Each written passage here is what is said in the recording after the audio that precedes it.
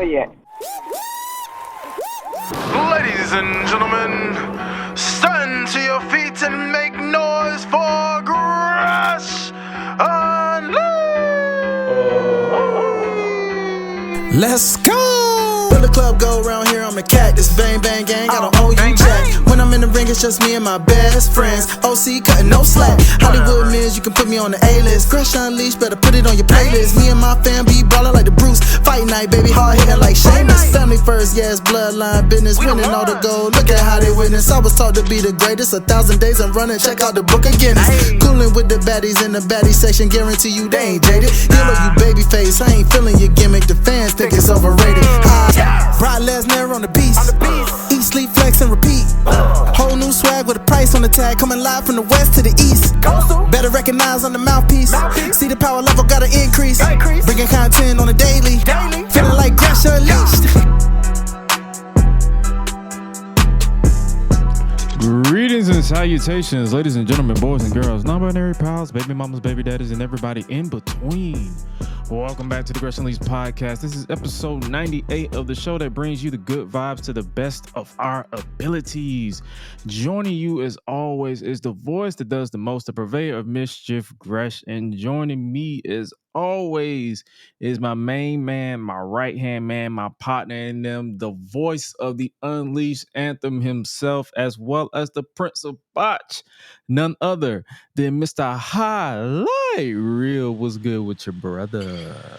What's up, peoples? I know y'all miss me, man. I've been back. We back in this thing.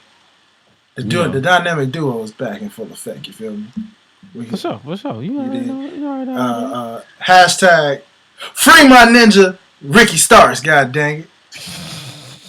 Yeah, I see the trend going around, y'all. Shout out to all y'all out there with the hashtag. Yeah, I'm with y'all. Do you want to? I guess do you want to start off with that? Because we got a lot to talk about today. For those of you who don't know, you want to start off with the Ricky Starks stuff to get out? What the hell? That's the miscellaneous stuff. To kind of, which was like our extra topic for people. Like for those of you who don't know already, we already here to squabble up. Talk about War Games this weekend. That's literally coming down. You got CM Punk. We're going to be talking about him. We're going to be talking about, obviously, Ricky Starks. We're going to be talking about War Games, give our predictions and all that good stuff, as well as talking about the AEW Continental Classic. Were you a fan of last year's Continental Classic? Yeah, I thought it was cool. So I don't know how I'm thinking about it this year.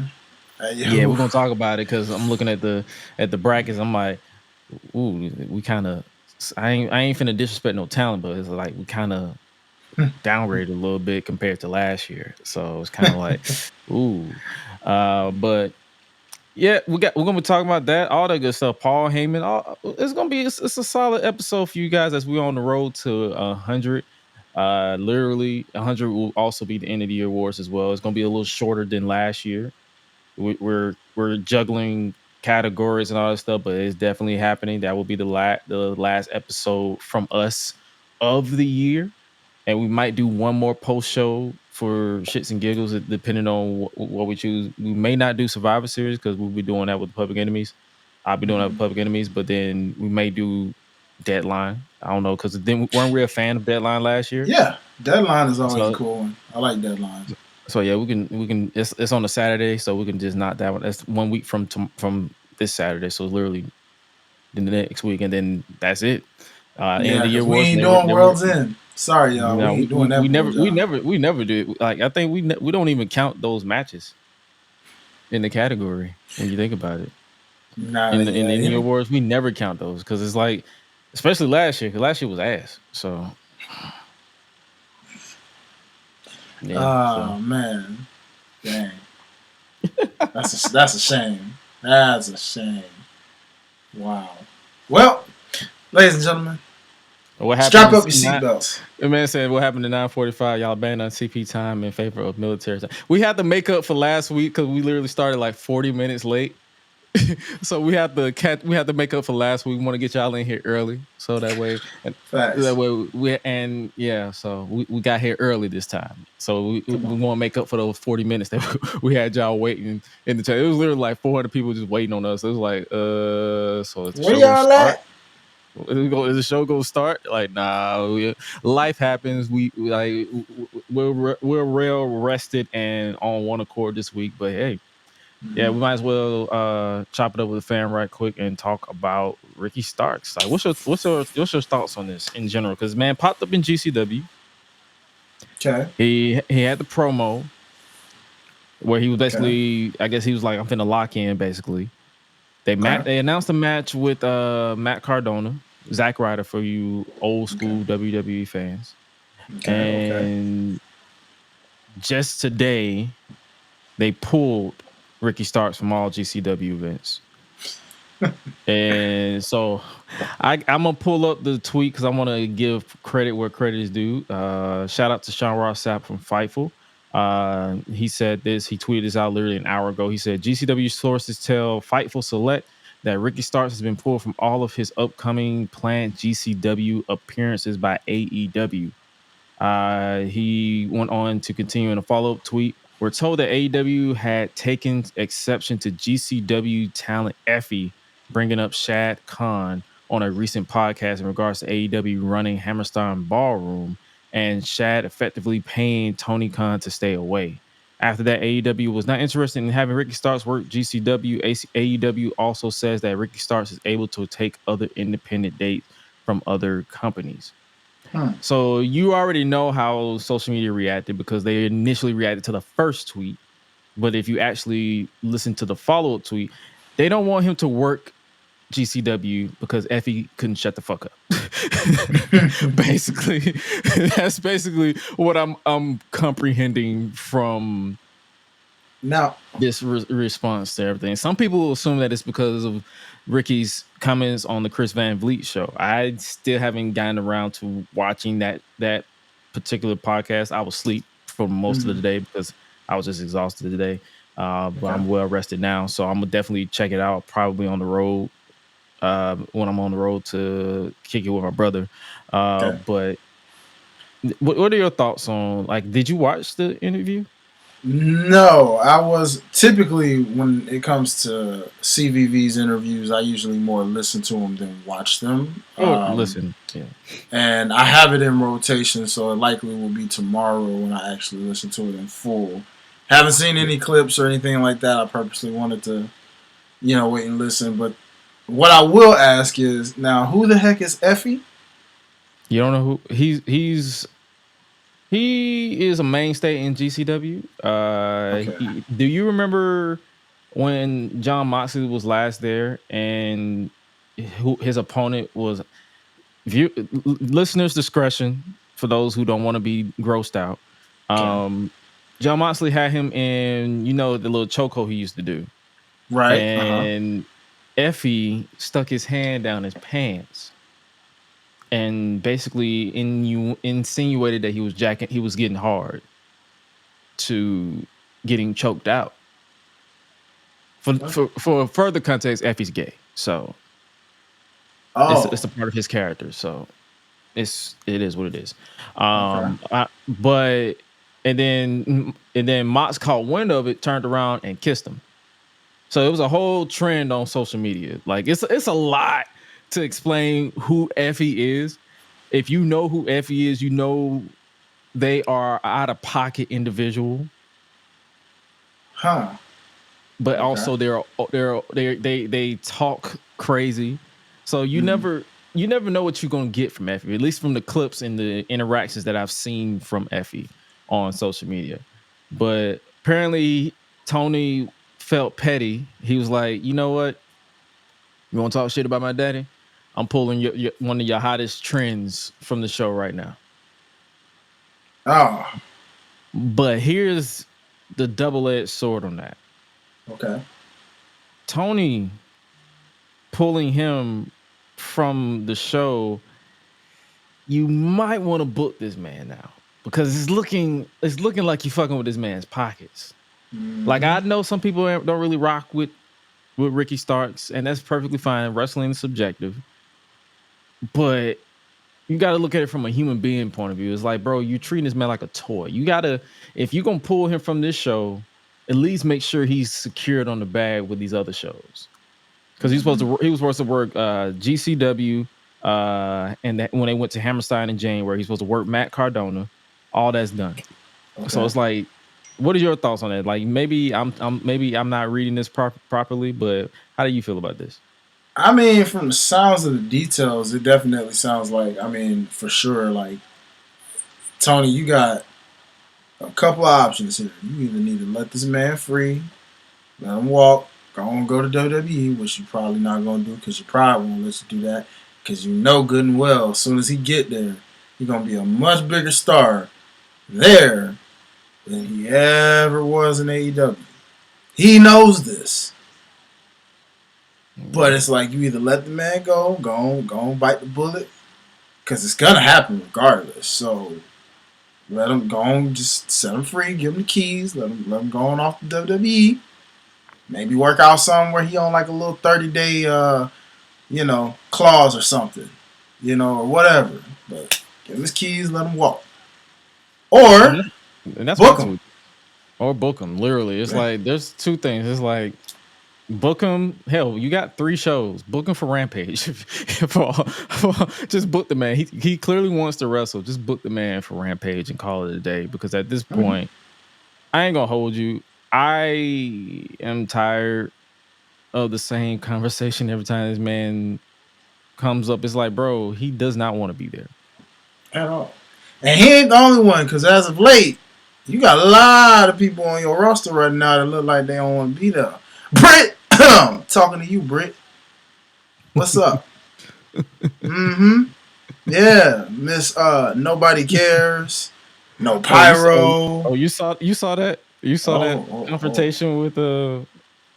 What was her? Serena D. Serena D. Oh yeah. She was like, yeah, nobody cares. I'm like, yeah, nice way to tell me to not give a fuck about your product.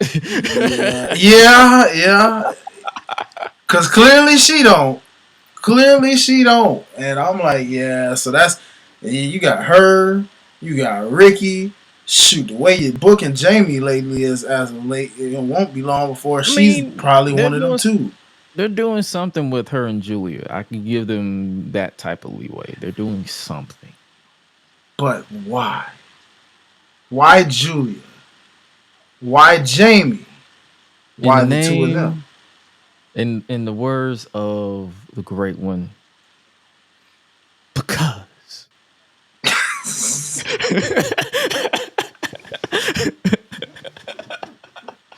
Because I don't know, man. I'm just here for the vibes at this point. I know, brother. I'm just saying because it's cool. It's cool, but it's like if you want stuff to make sense, you got to be like, okay. Yeah, like what's the history? Why is she targeting? Like we need answers here, and then also it's like why is it that? I mean, it seems like we kind of know the outcome of how this feud's gonna go, so it don't look like it's doing Jamie Hayward any favors. And that's what Jamie said. She was like, I've never had an issue with her. I've never even wrestled her. So she's like, I don't even know why she keep interrupting me. So I think that's what's intriguing because the promo packages are great editing wise and production wise to reintroduce her. Yeah. But also it's like I'm waiting for them to give me a reason to care. So that's the reason why I'm not really dismissing it as much. But yeah, that Ricky Stark stuff is like at this point, just let their brother go. Yeah, man, just bro, give him his freedom already. Cause like, dude, it's getting more and more sad, bro. And I'm like, dog, come on, stop messing with people's bags, bro. You can't do that. Yeah, and the last thing I'll say about that is like when it comes to people with the whole calling out people with the fake outrage and stuff, because there are some people who are performative with their outrage. Mm-hmm. My thing to y'all, for those who calling it out, shut the fuck up too, because y'all are performative with y'all outrage too, because y'all mad at the people who are outraged. It's like I'm a master of ignoring it. Just ignore it. It's easy. True. I mean, goes a mile away. You feel me? Like just let that shit go. David Lawson on Twitter said if TNA had the money to pick up the disgruntled AEW stars, that roster would be insane. Yeah. Well, they're gonna get pretty close because TNA is getting back on the uprise. It may be a while, but they've been selling out to what I've been understanding, and you give them a little time, they pretty soon gonna have that money to do that stuff, and you just never know if somebody can freaking get Anthem off of their freaking hands, you know. Somebody got to kill the owl, bro. Somebody got to kill the owl. That owl's got to die. It's got to die. Okay, that Anthem owl has to die. So we need a big time, big pocket investor. This is where Master P would have been so great. We need an investor to come up and finesse that, get that contract, get that deal, get them on a real network, and watch TNA just. You see, you feel me? But time will tell. We'll see. Speaking of owls, Drake's about to kill the owl himself with all these lawsuits. Perfect transition. Yet another owl that is dying. Man, these owls are getting extinct, I guess, lately. Because, man, I'm telling you. Wow. Emotional damage.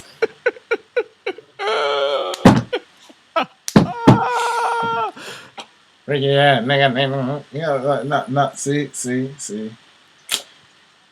My guy. Come on now, Aubrey. Come on. Why are you... Dog, this just ain't been your year, homie. Why are you trying to sue labels now? This what we doing? The label he signed to. This what we doing?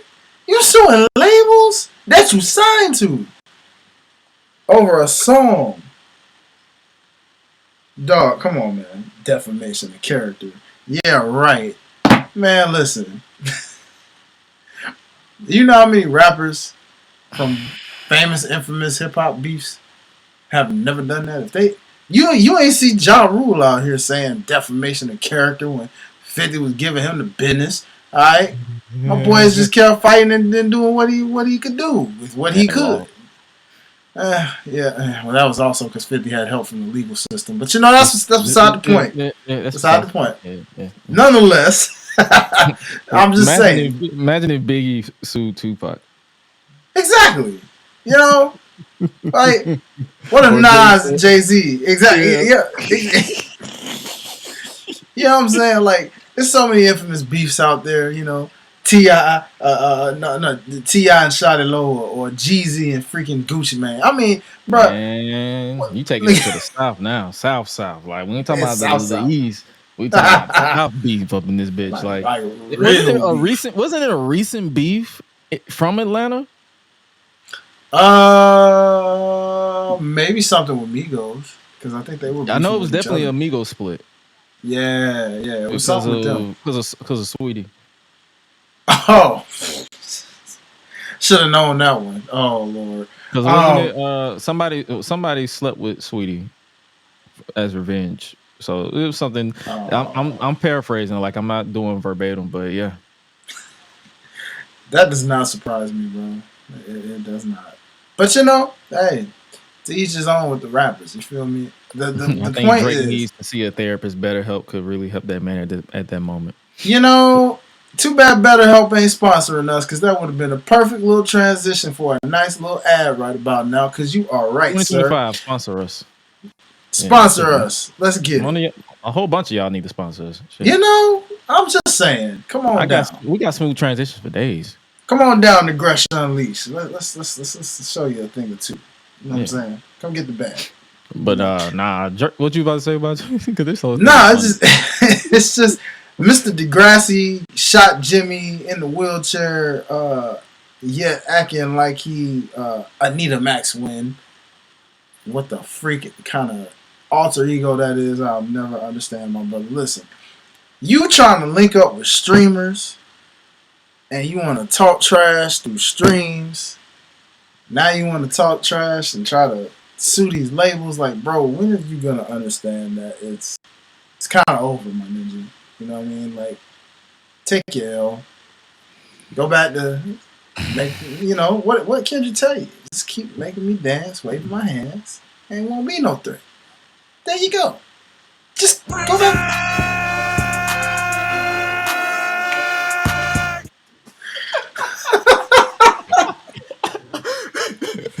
Super Saiyan glow. Ah! You know. Oh my goodness. The Super I like how Saiyan he tried to say that nobody was listening to that song. And I'm like, brother, I was listening to Family Matters and that song. What are we lying for?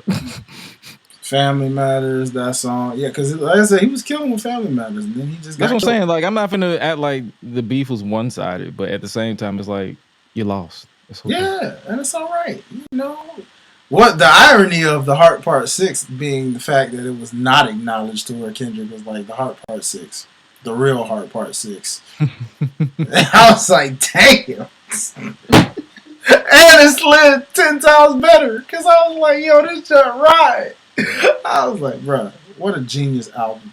You know, Kendrick, shout out to you, brother. Like, it may not be your artistic one like you get with your Dangs or your Pimple Butterflies, the Good Kid, Mad Cities, but see, this one was for the West.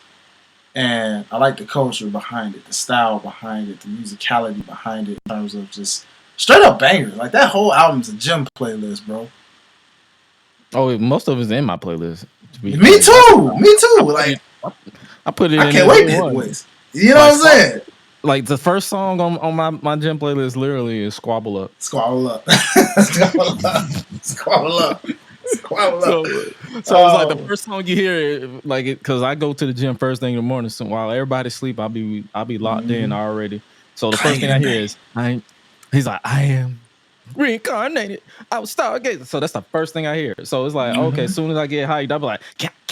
Woke up looking for the broccoli. I'm like, I don't eat broccoli first thing in the morning. I do that more so around lunch. But I see what you're saying. I understand the metaphor.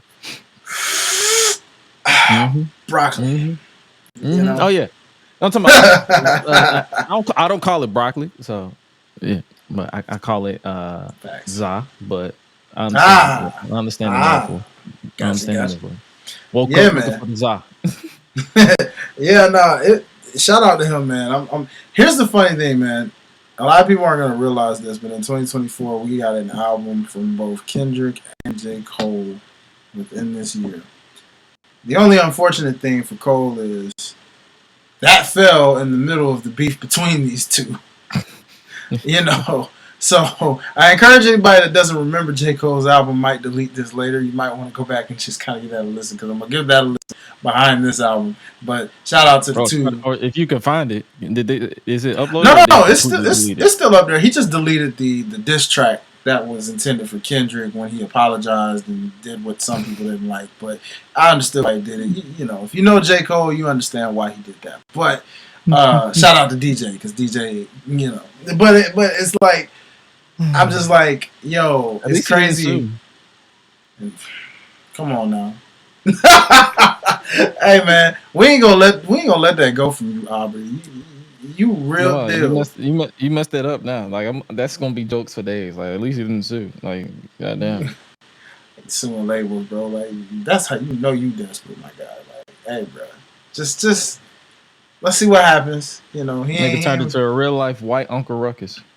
Ain't no music sense. He's like, nah, hold on now, player. You not finna disrespect me with this not like us now. We're gonna take your ass to court. You going to court. Yeah. The Uncle Ruckus, bro. We are going to court. You are going to court. Like not like us calling me a pedophile. I'm not a pedophile. I like a pair of flyers, but I'm not a pedophile. Hey, you know, hey, listen. Drizzy, you might want to do better, bro. He might want to go get him some broccoli. Yeah, and stay away from the fans. You know. I guess we might as well stick with Kendrick and what's up with him and Wayne? What's up with his beef with Wayne? You know what, brother? That is a really good question. I just love how someone will play victim and then turn around off something they started. And it's like, dog, you literally opened up on a whole tour telling people that you felt like that should have been you. Yeah, like, how you gonna sit there and you know, well, what did I do Nah, man, don't wake up the beast, man. I don't want to do this. I'm like, Wayne, respectfully, brother, you have not been that beast in quite some time, my friend. We Nah, literally I saw don't you in doubt that it Philly. ain't.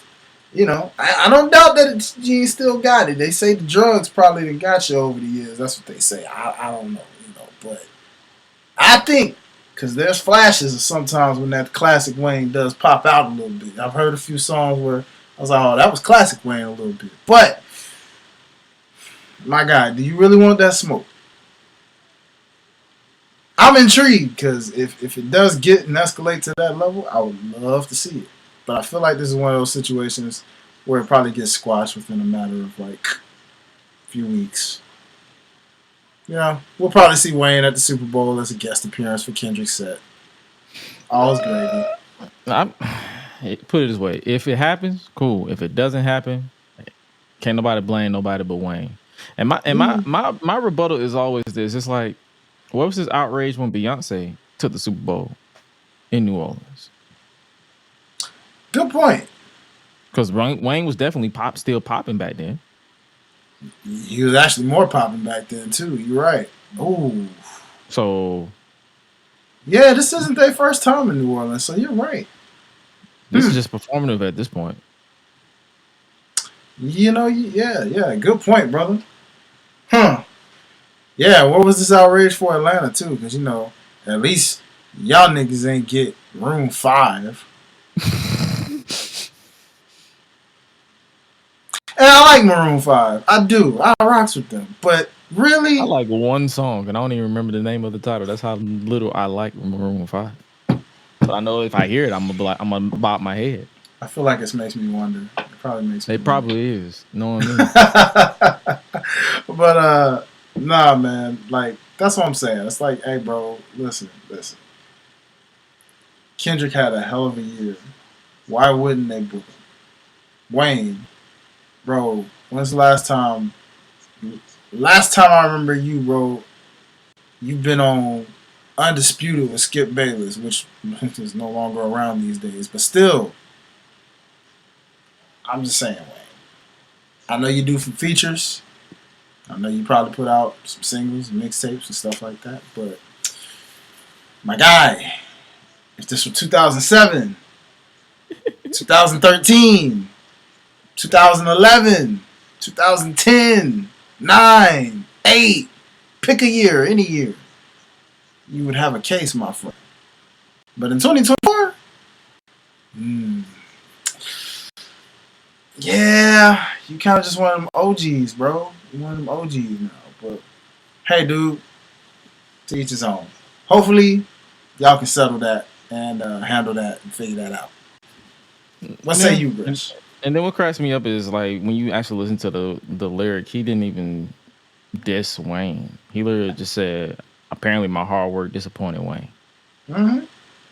It was no different than J. Cole when it came to Nas, when he did the song Let Nas Down. It was just a letter to the heroes. That's it. He's like, damn. He's like, I didn't realize my hard work would cause this much outrage, but oh well, fuck it, we ball. That's literally what he was like, ball up top. It's so funny. This entire album, the theme of this album was literally "fuck you, ball up top, fuck you." Yeah. Especially because when he's like Kendrick coming for everybody at this point now, because he's like, yo, only person that congratulated me for getting in the Super Bowl was Nas. Bruh, that's his way of saying. You got a lot of people from the camps like TDE and all them talking about some. Yeah, he's a dangerous man right now. Watch out, because he's turning into the person we knew he was going to be at 16. I'm like, uh-oh. In other words, y'all saying he just leveled up beyond the level of a Super Saiyan. He's ascending. Yeah, he's done. He's done playing around. Like he's not holding back. He is whatever dot drops going forward is coming for everybody's neck. Yeah, buddy. 2025, this gonna carry over, and it's gonna be a very interesting year. And hopefully nobody else sues. Yeah. Shout out to the Drake Karen memes on that note. He was a bitch.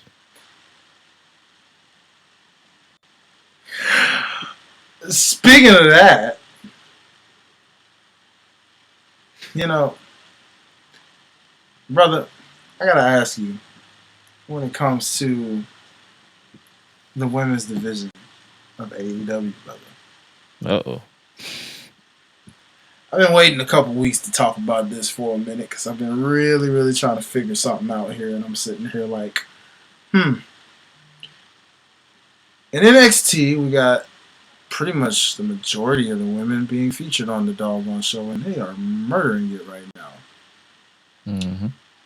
In WWE, looks like they're finally actually addressing their mid-card picture.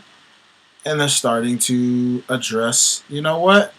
It's about time that the women that don't have anything to fight for on the main title, the ones that don't get a shot at the main event title, let's give them a title to fight for in the mid-card realm. Stuff like that. Awesome. Cool. Deep on the main roster, even deeper in NXT. Meanwhile, in TNA, I think will be alright soon with some of the releases that happened in WWE about a month ago. So, I feel like they're going to get some boosts to their women's division pretty soon. But they do still have the Jordan Graces, and they still have the Masha Slamoviches, and things of that nature, the Tasha Steeleses, and so many more names. So, they're going to boost her up some more. But AEW technically has the second best, and some may even say the first best women's division on the planet. It depends on who you ask. But Gresh, I ain't gonna lie to you, dog. How do you fix this division right now? Because I heard last week what y'all said about Miss Camille. Let me tell you something. As a person that has met Camille and talked to Camille personally, gotten to know Camille. She is a phenomenal woman. She is a dope person. I root for her ever since I had her on the show. And all I can say is, when she became a free agent from the NWA days, I kept saying, where do I want to see her more? And I said, well, if she goes to WWE, that's going to be very interesting because you got Rhea Ripley, you got Bianca Belair, you got Nia Jax. You got a lot of powerhouses over there. She can mix it up with a lot of powerhouses, but is she going to stand out? Because, and then when Jade had gotten there too, I was like, that's another one. So it's like, dude, only so many powerhouses go around. Raquel, you got a lot of big, women over there. So it's like, how would you stand out? Like, yeah, you can mix it up with them, but also how would you stand out knowing that there are also pretty much a lot of big, giant women over there too? AEW, on the other hand, it was like, well, there's Chris Stat. There used to be Jade, but they lost that. So it's basically just Chris Stat, Willow, and who am I missing? That's a powerhouse for real over there. Piper Niven? Oh, you talking about AEW? For AEW. Okay, I heard Jade, and I was like, "Are we talking about WWE now?" When she was, when she was with AEW, they had her until they fumbled her. My brain immediately went to WWE. Yeah, but AEW, of course. I think that's it. Yeah, just Chris Stat and Willow, right? Chris Stat, Willow. Can you count Taya Valkyrie? They're not really. She's more like strong themselves. Nyla. Yeah, Nyla. Yeah, Nyla's is one that they classify as a powerhouse. I like to call Taya more of like a brawler / wrestler. Okay, the reason I say it because I've been seeing her. I've seen her ragdoll a couple of women, so that's why I like. She do, because some of them she'll be a little bigger than, so she can. She's one I like to say has many styles. Like if she has to play the powerhouse role, she can, depending on her opponent, right?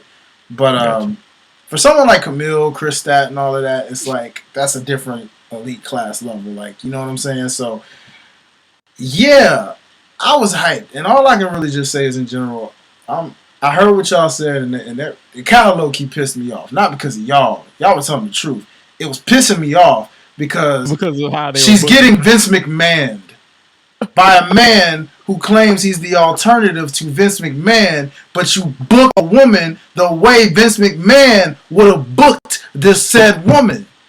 How are you, Tony Khan, supposed to be the alternative, but you're booking a woman who is the longest reigning NWA Women's Champion, and she comes here as a big deal for all of a few weeks, and you have buried and chopped her freaking down, and like y'all said last week, made the woman look like a whole cartoon Looney Tunes special. Dog, what the freak? Like, man, listen, I don't get this. And I'm like, I'd expect that from Vincent Kennedy McMahon. But you, Tony, really? That's how you treat this woman? If she was in WWE right now, you would not see this one bit under Triple H's watch. That man would have protected her at least until, well, I don't know, because he could have had some of those big women put her over. I ain't gonna lie. Maybe Bianca would have put her over. Maybe Rhea would have put her over. Maybe Piper would have put her over. You know, there's a few that would have probably put her over. Who knows? You know? But they wouldn't have had her looking like that. I know that. So, I say all of this to say, it wasn't just to be a big rant about Camille. I'm saying this back to my point of, how do you fix this doggone division? Because Deonna Purrazzo is stuck in a tag team / faction / whatever that is with Taya Valkyrie. Both of them. Weren't they supposed to be a faction? Weren't they supposed to be more of them? Or did he just forgive I don't know.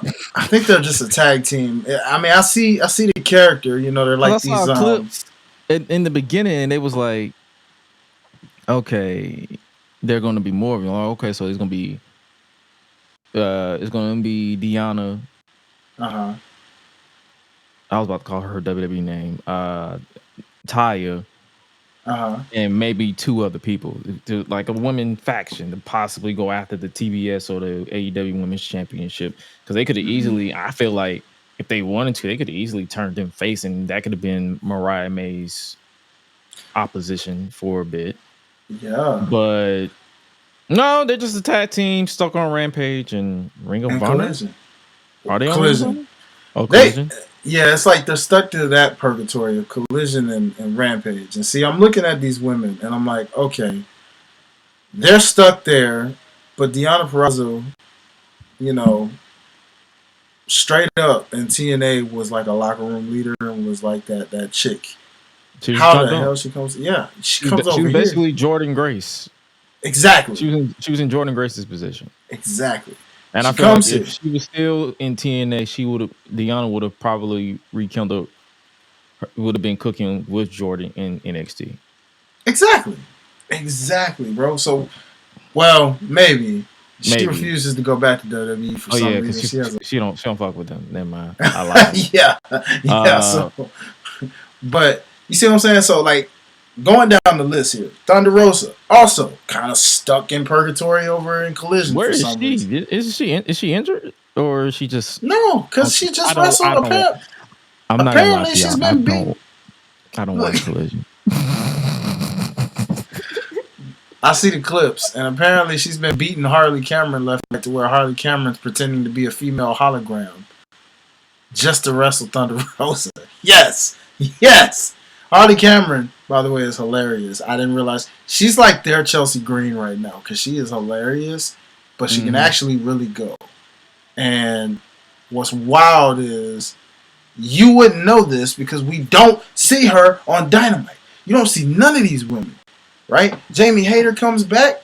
You ain't put her in the main title picture. You got her in these side quests. Penelope Ford, who also has improved, is here, has been around for a while. Since the day one AEW days, not featured in that, right? It's just really wild, you know. Britt Baker clearly just don't care no more. We already talked about that. Everything's stripped from her, from being Tony Khan's favorite, Pyro, all of that. Don't have your faction no more. You ain't got nothing. You ain't got nothing but your little DMD, and that's even weak when it comes to the chance. So, bro, like, to the point where I'm starting to assume that they piping that shit in. Exactly. Nyla Rose is non-existent from the day of when you freaking booked her. Okay. Nyla Rose is everybody's first challenger. Nyla Rose is the Dolph Ziggler of the women's division. Yeah, exactly. And whenever a new champion will win the title, Dolph Ziggler will be their first challenger. Exactly. Sheeta pops in and pops out when she decides to. It's like when she pops in, it's like, oh, welcome back, Sheeta. Kind of forgot you were here. Toni Storm's retired, right? What the freak? It's like, what are you doing, Tony? What are you doing with your women, bro? The talent is there. They just don't. They don't have dedicated time to where, or they don't have the equal dedicated time. And then when you, and that's my thing. The reason why I don't. A lot of people ask me all the time why we barely cover AEW like we used to. Mm-hmm. Same with NXT. It's because when you're constructive with your criticism, it's one or two things. You either get roped into being a hater, or if you praise something, you're roped into being a dick rider. And you know what? As a fan, as a grown ass man, instead of me going back and forth with y'all, I remove myself from the situation because there's far more important things to talk about. That's the reason why we barely talk about that shit. And the reason why I say that is because I've been saying this for a while. The women needs consistent booking. They need dedicated time, more than just 1 to 2 segments. They need to be sprinkled across the show. They need to be bleeded into the male storylines. That's the reason why I'm rocking with Mox and the Death Riders, is because he got Marina Shafir in there, and then we're possibly going to get a Willow Nightingale versus Marina Shafir feud. So it's like they're heading in the right direction, if that is the direction that they're going, but they just have to be consistent with it. I feel like I need to make that a shirt. Consistent booking goes a long way. Book it. That's what you literally put on the back. Book it. Book it. Book it. Because it's like, I feel like that's my argument on everything. And I feel like a lot of people notice it too, especially from the podcast that I listen to during my free time. And they're all saying the same thing. They're like, bro, you're not giving us a reason to give a shit. At all. Bro. Yes. Yes, the AEW has a stacked women's division. You got Mercedes at the top. You got Mariah May at the top. You got Toni Storm, whenever, if she do come back, towards the top. You have Jamie Hayter once you decide to finally lock the fuck in with her. You have Willow. You have Chris Stat, who Chris Stat versus Mercedes was great this past weekend. You have the talent. Julia Hart's coming back. Julia Hart is coming back, and she was arguably one of the most over talents in AEW before she got injured. Arguably, she was the most popular of House of Black. She still is, actually, because it sounds like she's still getting a lot of good reception from people. So there's still something there with her. It's just, what are they gonna do when how are they gonna handle her the moment she gets back? You see what I'm saying? Because it's like every woman that seems to return, every time a woman returns, I'm hyped thinking like, okay, cool.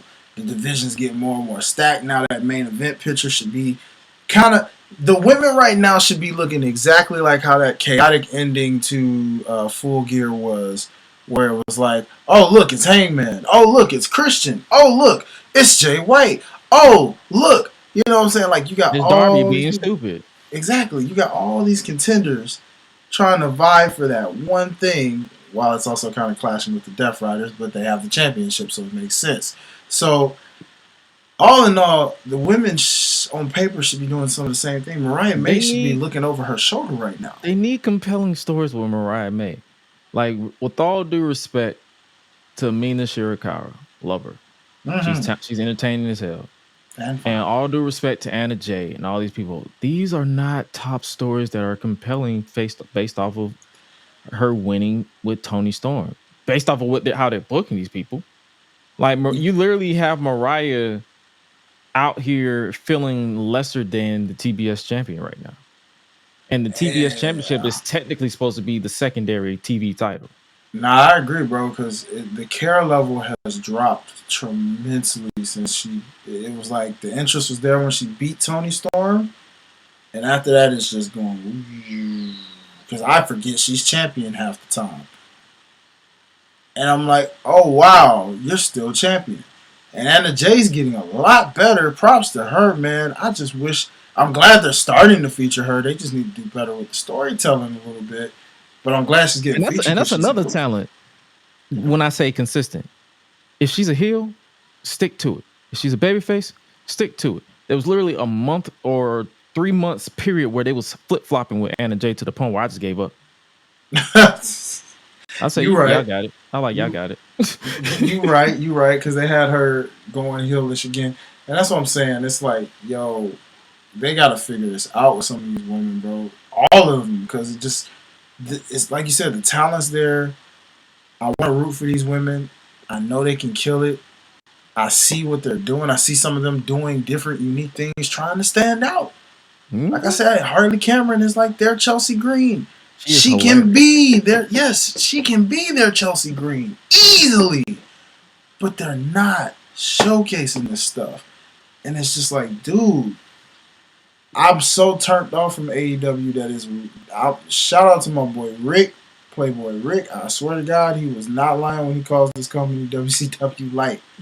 I promise to God, this is what it's looking like right now. Listen, and it's like when you try to call out the bad, like I said, you get called a hater or you get roped into these people, because there are people out there who literally just live and breathe just hating on AEW. Mm-hmm. Just like there's people out there who live and breathe hate on WWE no matter what they do. Mm-hmm.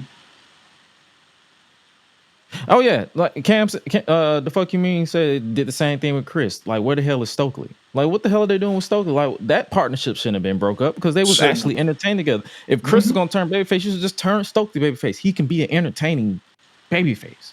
Exactly, dude. Like, why are we doing this to talents? Like, the whole they teased him in Private Party, but now that Private Party to the champs, they just dropped the angle. See. And it's like, you kill the whole point of why. It's like, yeah, we get it. You're the alternative. We get it. You're going to have good professional wrestling. But as I told you, Jess, remember I said this, that good professional wrestling is only going to get you so far, my guy. If people don't care, you can put on all the 5-star classics you want. It don't matter if a story ain't there to carry it.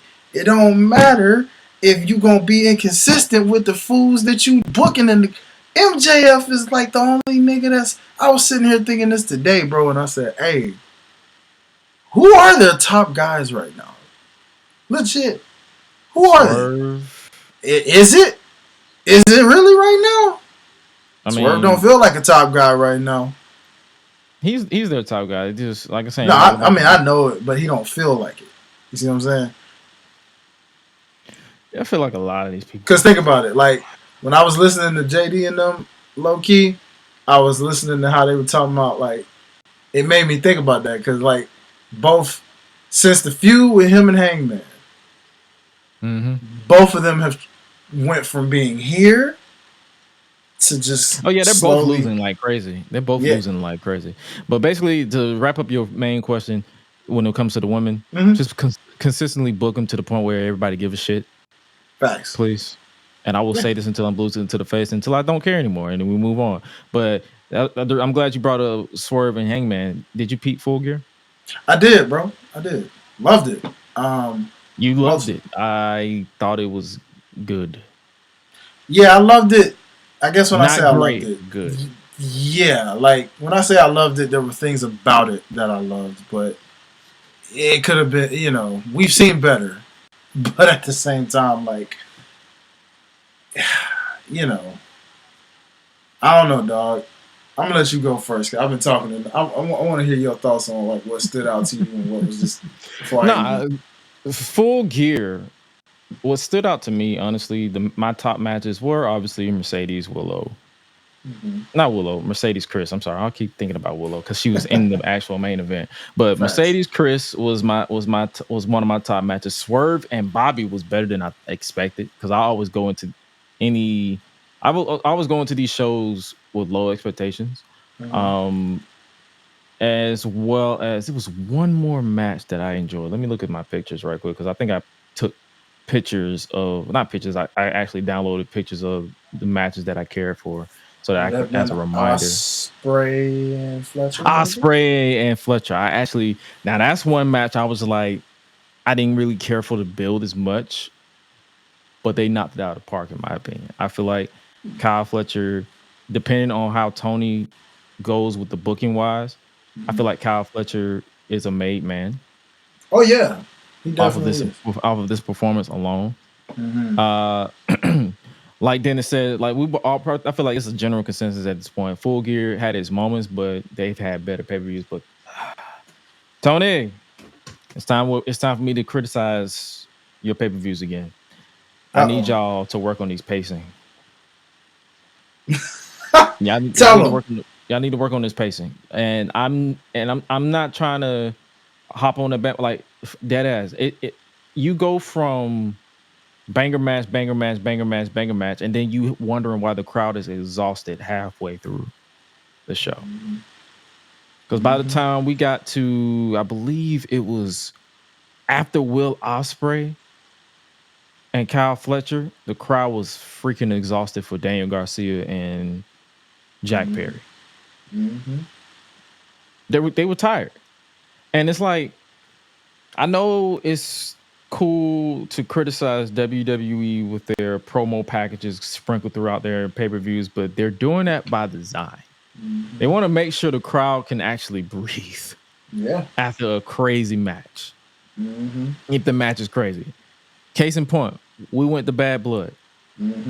Hell in a Cell was beyond crazy. Yeah. And they went immediately to a promo package. We had a gap. Yep. We sure did. AEW, they went from match to match. Maybe one match that had a promo package, which was the Mercedes and Chris match. Match. Another tiny little promo package. Match. The Mina and Mariah segment. Match. Not quite a match. It was more of a brawl. It was a brawl, but I'm talking about like that was a semi-break. Match. It's like you're not letting people breathe into. That's the reason why I feel like a lot of people were exhausted from a pacing point of view. From overall point of view, a lot of these matches could have been on Dynamite or Collision. Yeah. I'm not gonna hold you. MJF versus Roddy, wasn't feeling it. Yeah, nah, I didn't rock with that either, but I haven't been rocking with anything from MJF as of late. So I mean, I'm over the entire story. I ain't gonna hold you. Yeah, I'm over him. I'm just like, bro, you don't do it for me. Like, you know what I'm saying? I'm just like, bro, you were flavor of the month like all of 2 or 3 years ago. Yeah, he definitely hasn't involved. The only thing that is involved is his insane tan. Went from dirty to patchy. Yeah, that's what I'm saying. See, yeah, I want to agree with you on most of those matches because those were pretty much the ones that carried it. You know, Chris Statton, Mercedes. Like if they would have Ricochet and Takeshita did not do even that match was kind of boring. Yeah, that did not do it for me, bro. And Ricochet, and it wasn't Takeshita's fault. It wasn't. And you know what, Ricochet? I'm just dog. You really should have stayed in WWE, my guy. I'm not gonna hold you. You should. You were better off being there right now. Hell, you could have went to TNA. X Division King. Probably could have even been TNA World Champion. I'm sure they would have loved to have had you. Get the bag, my ninja. I get it, because TNA probably just didn't have the bag to get you. But at least there. And they go back named Prince Puma. Yeah, but see, that's what I'm saying. At least there, he would have flourished a little better. You know, X Division. You know what I'm saying? Like, there's things he could have got away with there. But here, in this instance, it's just like, bro, the main thing people wanted to see was prematurely given to us. You and Ospreay already wrestled. Every other person that's a clone of you is a younger version. When you think about it, wasn't that the selling point? Him versus Ospreay? Yeah. And then they did not follow up with nothing else. Nothing else. And poof. So it's like, bro, again, you're just collecting paychecks at this point. Like, you lost. Again. I just thought about that. Damn, that's some real shit. Bruh, I'm like, yo, Ricochet, why didn't you just... I feel like Ricochet would have worked if he was there from day one. If he was there in 2019, from 2019 to 2020, 2022, when AEW was like peak at the top, at like peak entertaining, he would have. I feel like he would have a lot more to do with, because now AEW is full of people who does everything he does. Pretty much, if not faster and better, and that's with all due respect.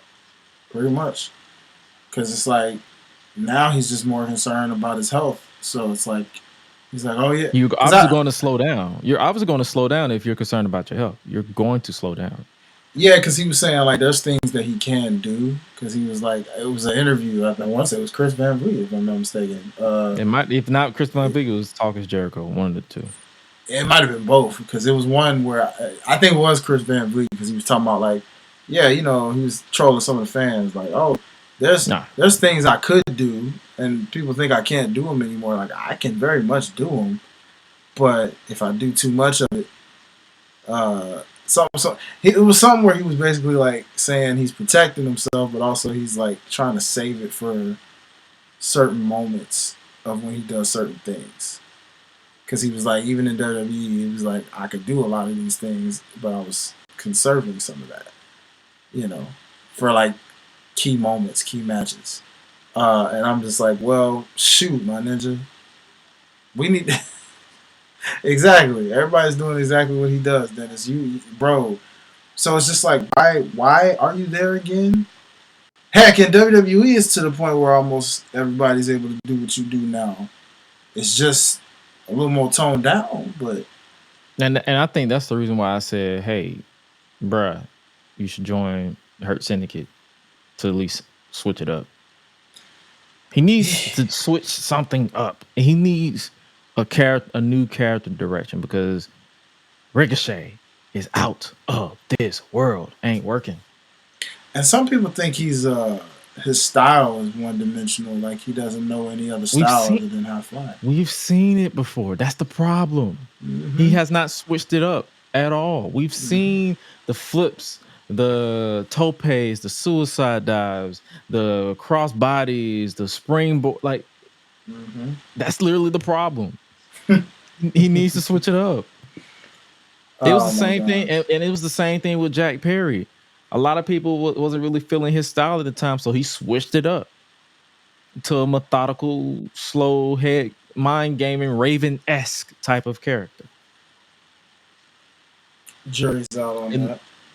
Jury's out on it, but I'm just saying I see what he was going for, is what I'm saying. Yeah, at least he's trying something different. Ricochet is just Ricochet, and it's like I'm never going to hate Ricochet. Whenever he's on TV, I'm going to enjoy his work. But you got to call the facts. And it's like, bro, you need to switch it up. You need to do something new. You need some flavor. You need to add some spice. You need to collab with somebody, whether you have to pull a swerve and get a manager to kind of add to your act. Like, do something. Because I ain't going to hold you. A lot of people weren't really rocking with Swerve until he got with Nana. Yeah. No, facts. Big facts. A lot of people in WWE wasn't really rocking with Bobby Lashley like that until MVP came and pulled him out of that rut with Lana in 2020. Like, and you know, Munchkin kind of had him over for a little bit too, despite some of those antics. But you know, yeah, Leo Munchkin. But but that's what I'm saying. It's like, at least switch it up. That's all I'm saying. Yeah, no, absolutely. You hitting it on the nail, man. We need to switch up. Heel turn. You ain't got to say nothing. And again, Prince Puma worked for two reasons. He had Conan as his mouthpiece. And he literally, and I hate to say it like this, he literally shut up and wrestled. Exactly. That was it. That was it. And it was golden. The people were impressed. He put on classics. And that's all he had to do was Prince Puma. That was it. That was it. he became the top champion. Tony, if you so full of money the way you say it is, if you were smart enough, you could have easily just paid for the freaking rights to Prince Puma and just brought him back. Hello? It shouldn't be hard for you, G. You didn't brought everything else back from people. But nah, like the jury is there. It's like, bro, just switch it up at this point, because it's like I'm at that point. I mean, he might impress us in the Continental Classic, but that's wrestling. It requires him to wrestle. Wrestling is never a problem with Ricochet, as far as my interest. It's just the freaking character direction. Because like a lot of people know me, I'm a character guy. If you give me a reason to care, I'm gonna enjoy your wrestling. As am I. I am a character guy before anything, and then it's like story behind the character, and then the in-ring follows that. So yeah, exactly. But yeah, Full Gear was a solid show overall. It was like I even enjoyed, like we mentioned it when we was talking about the women's division with the closing. I enjoyed the Moxley and Orange Cassidy match because I understood what the direction that they're going. It's like, bro, this dude wants to burn down AEW and rebuild it in his image, and I don't want to be the hero, but I have no choice. Yeah, and Orange was basically dying throughout the match for like 20-something minutes. That he was. And the visual of Mox with someone else's blood over him was just crazy. Some people still don't like the fact that Orange Cassidy's still doing Orange Cassidy-like things. Lazy dicks. Like, dude, you're supposed That's to be what makes serious. Orange Cassidy. Yeah, but he's supposed to be switching it up. We just talked about Ricochet. We got to keep that same energy with him, too. He kind of did. He didn't even let Justin Roberts say the Moxley part on John's entrance. He's like, yeah, Orange Punch. Like, all right, that's enough of that shit. So he knows how to switch it up. I guess he's a character wrestler. He's like, okay, I'm a nonchalant type of guy, but when it's time for me to lock in, I'm gonna lock the fuck in. That's his selling point. You still not feeling it? I like Orange Cassidy. I do. I have to. We'll see, man. We'll see. Because when you think world title picture, him having a world title match with a character like that is one of those things where it's like, oh yeah, Orange Cassidy's never winning that world title. I don't care what nobody say. Like, everybody is not destined to be world champion. I hate to break a lot of people's bubbles, but everybody's not meant to be world champion. There are legends in wrestling that have never been world champion. Hey, Piper, Scott Steiner. Hey, Chico. Ricky the Dragon Steamboat. I mean, was he NWA world champion? I don't think he was. Damn. If he wasn't, then well, he's one of them.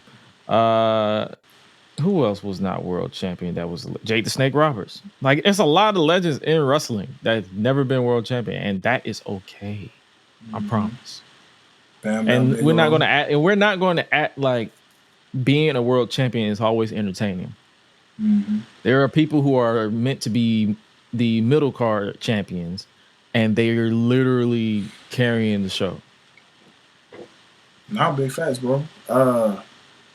Yeah.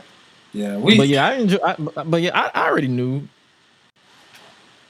Yeah, it was. I already knew. I didn't say Scott Steiner. I said Ricky the Dragon Steamboat. Yeah, I didn't say Scott Steiner. I knew Scott Steiner was world champion. But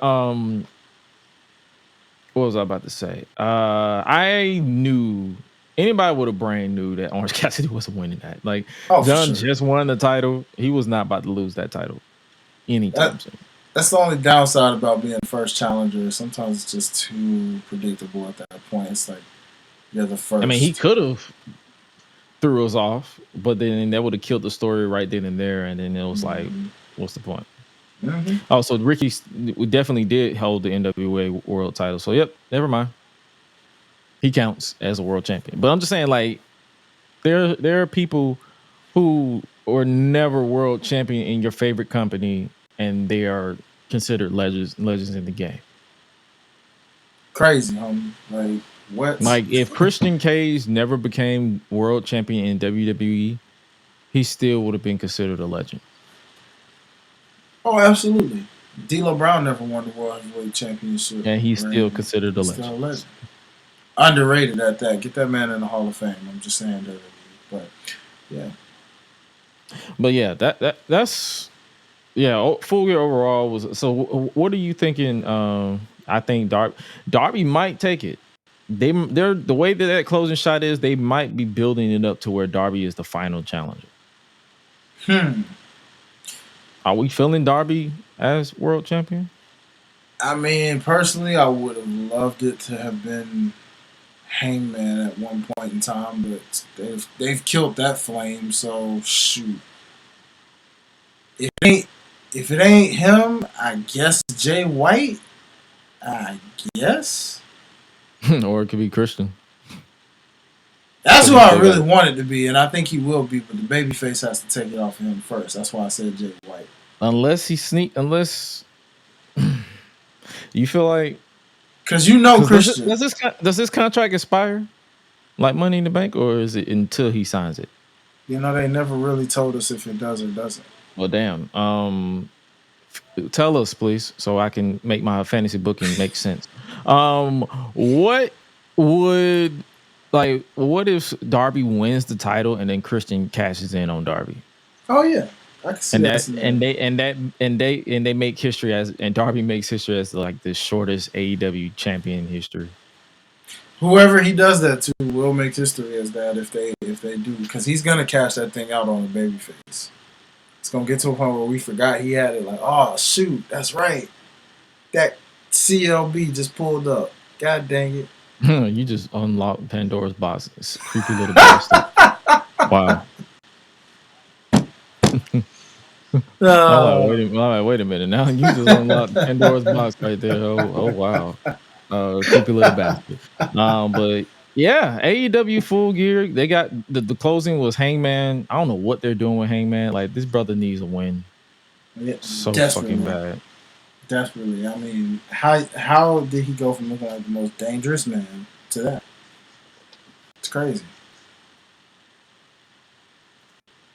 But anything else on Full Gear that we should peep before?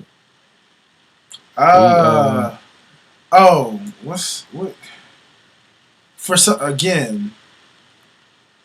Tony Khan, for someone who is so anti Vince McMahon, it's amazing how you pulled a Vince McMahon again. Boom! Double chocolate chunk cookies. Were you not feeling that? I don't even know who the brother is. I don't either, but it was. I heard he was hard. TikToker, and I was like, oh. Honestly, okay. Bro, he. It's funny how we don't know who he is, but he literally was the number one trend. Like he brought the most viewers across all companies on social media. So it's like if we don't know who he is, and mainly in my defense, I be so locked in on my content and my personal life, I don't check out everybody's stuff, and it never came across my algorithm. But shit was kind of entertaining. I ain't gonna lie to you. I watched it back the next day. I didn't watch it live because I literally woke up right when Full Gear started. Like soon as 8:02, that's when I woke up. I was like, oh shit. But when I watched it back the next day, it was actually pretty entertaining. It was no harm, no foul. It was basic. The Rizzler, poor kid. The Rizzler was just out there, was about to get beat up by QT Marshall, but Paul White was like, "Hey, bro, I will knock your ass out." But yeah, it like I feel like when done right, comedy matches are good. Like it literally brought me back to remember WLC. Oh wow, that's literally what that brought me back to. I don't know why. I'm like, bro, this. The only difference is nobody was midgets except for the Rizzler, but he was a kid, so his height makes sense. That took me back when you said you unlocked my core memory, brother. What cracked me up about it too is like when that match happened, I literally saw people was like they literally let this fat slob and his fat kids get one up over on one of their wrestlers. I said, my brother in Christ, it was QT Marshall. Exactly. You're getting up in arms over QT Marshall. Respect to him being one of the dope people, like people who are in the industry tell me nothing but good stories about QT Marshall, but it's like there was no harm done to QT Marshall taking the fall to AJ, and apparently he broke his foot during the match and he finished the match. Okay, that's respect. That's respect. So that's what I'm saying. So I'm like, I be laughing and I think I be just laughing at niggas because it's like, bro, it was y'all acting like he got a pin over Darby Allin on the pre-show. Y'all acting like he got a pin over John Moxley, the world champion, on the pre-show. The way these niggas be up in arms, I'll be like, all right, bro. Yeah, bro. This is y'all got it. But yeah, they would never make me hate they would never make me hate comedy wrestling. Yeah, I enjoy it too. Comedy wrestling is cool. It just I don't know, I just didn't care for that. But hey. Luckily, that's what I'm saying. I think another reason why I didn't get up in arms either is because it was on the buy-in. It was the free show. Like at least we didn't have to pay for it. Like if we had to pay for it, then I'd be like, all right, bro. Like what are we doing here? You ain't gonna do that. Nah, you ain't gonna do that. like nah, we're not doing that. There's a balance, but from a PR and from a person who deals with public relations, as far as from dealing with conferences and corporations and seeing and talking to people from their perspective of why stuff like this happens in all forms of media and entertainment, it was no harm, no foul. Okay. But yeah, Full Gear was. I just need to work on like it. Whatever happened here at Full Gear can't happen at World's End. That's all I'm gonna say. Yeah, please don't. That yeah. I need y'all to fix that. As far as the predictions from last week, Jermaine picked up the dub because the only reason why is because I picked Hangman to win instead of Jay White. So I don't blame you for picking him. I picked him because I was like, bro, he needs a win, but it is what it is. I guess we could talk a little bit about football because we ain't talked about football in a while. Who's playing Thursday? Ooh, oh, give me a second. You already know I'm gonna put the boy been on parlay, so let me see what's going on. Let's see who. Let's see Thanksgiving football. Oh yeah, that's right. That's Thanksgiving. Oh, so it's gonna be the Lions, because they always play. They host. The Cowboys play the Giants, and they host. And then the night play game. The Packers. Oh, you're playing on Thursday? Yeah, the Packers. So y'all probably got a Thursday night game then. Yeah, it's like 8:20. So okay, so we're playing the Packers this week. Okay, bet. Oh yeah. Well, that's gonna be an interesting one because you guys have been on a hot streak as of late. I believe. Yeah, we're 5-6 right now. Like, yeah, they're getting you back in it, ain't they, Gresh? I see you. You getting on back in now. When you get lost so many times, you just check the fuck out. You be like, you know what, y'all got it. I'm going to bed. Surprisingly, my Tennessee Titans are the same way. Now, bear with me. Yeah, we're only 3-6, but Houston actually took an L last week, and they're losing like hot fire, which means that no, we are not talking about the Falcons. They are up top. They are winning. They're actually winning. They're on a bye this week. We'll see what happens. Can they make it in the final stretch? Who knows? We don't care. Exactly.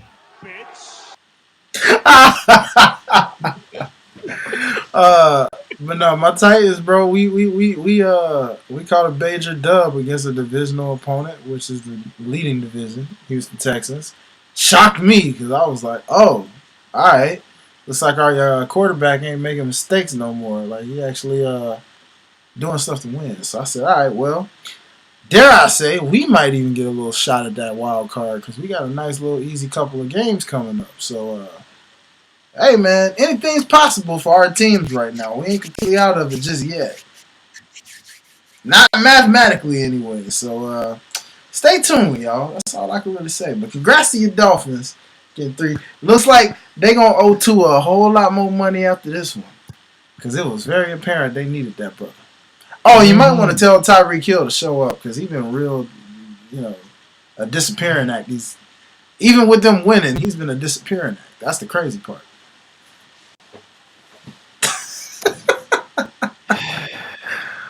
I know. I'm like, Tyreek, what are you doing, sir? Every time I give praise, something I always be like, you know what? Fuck these niggas. And I'm just saying, maybe he has his breakout game this week. I don't know. I need him to break out and actually show up. Yeah. Yeah, bro. So that's it with the football roundup, y'all. I mean, we just want to briefly let y'all know what's going on. Let's see, the Bill being the best team in my. Okay, Josh Allen look like he made some moves this year. Hey man, hey, let me ask y'all, chat. Let me ask y'all. I'm gonna throw a debate question in there for y'all for this though. Before we move on, I gotta ask y'all this. Yeah. Saquon Barkley or Derrick Henry when it comes to which running back is beasting it the most right now and has a legit shot at being a running back MVP. Y'all let me know who y'all siding with. Saquon or Derrick Henry. Both on fire teams. Both left some bad situations. And look at them now. Screw you, Giants.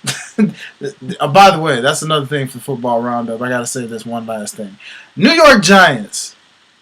Y'all are by far the worst organization in NFL history. How you go from winning Super Bowl? You won 2 Super Bowls. One in 2007 and your last one was 2011. And since then, ain't been relevant since.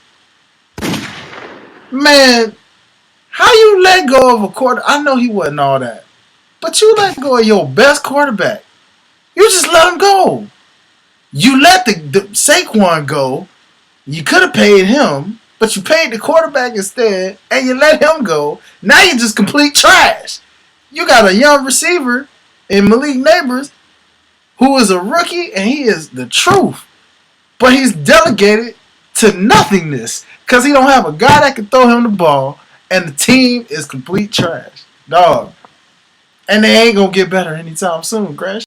They're going to be in purgatory for quite some time. What the freak? If you are a Giants fan, you have my condolences. Man. Yeah. That's it. I just had to give them the business because, I mean, gosh, it sucks to be you if you're a Giants fan. My goodness. I'm so glad Gresh did not pick that team to root for. Woo! That would have been that you might as well have been a Hawks fan, a Falcons fan by that point. Yeah, I might as well have been an alcoholic. Because I definitely know I would have been drinking. Oh man! Ooh, yeah. Well, yeah, I would have been drinking. Ain't no This way. is a disgrace and a shame. Yes, it is. Yes, it is. Yes, it is. Squabble up. Don't lawyer up. Teach me how to squabble. Yeah.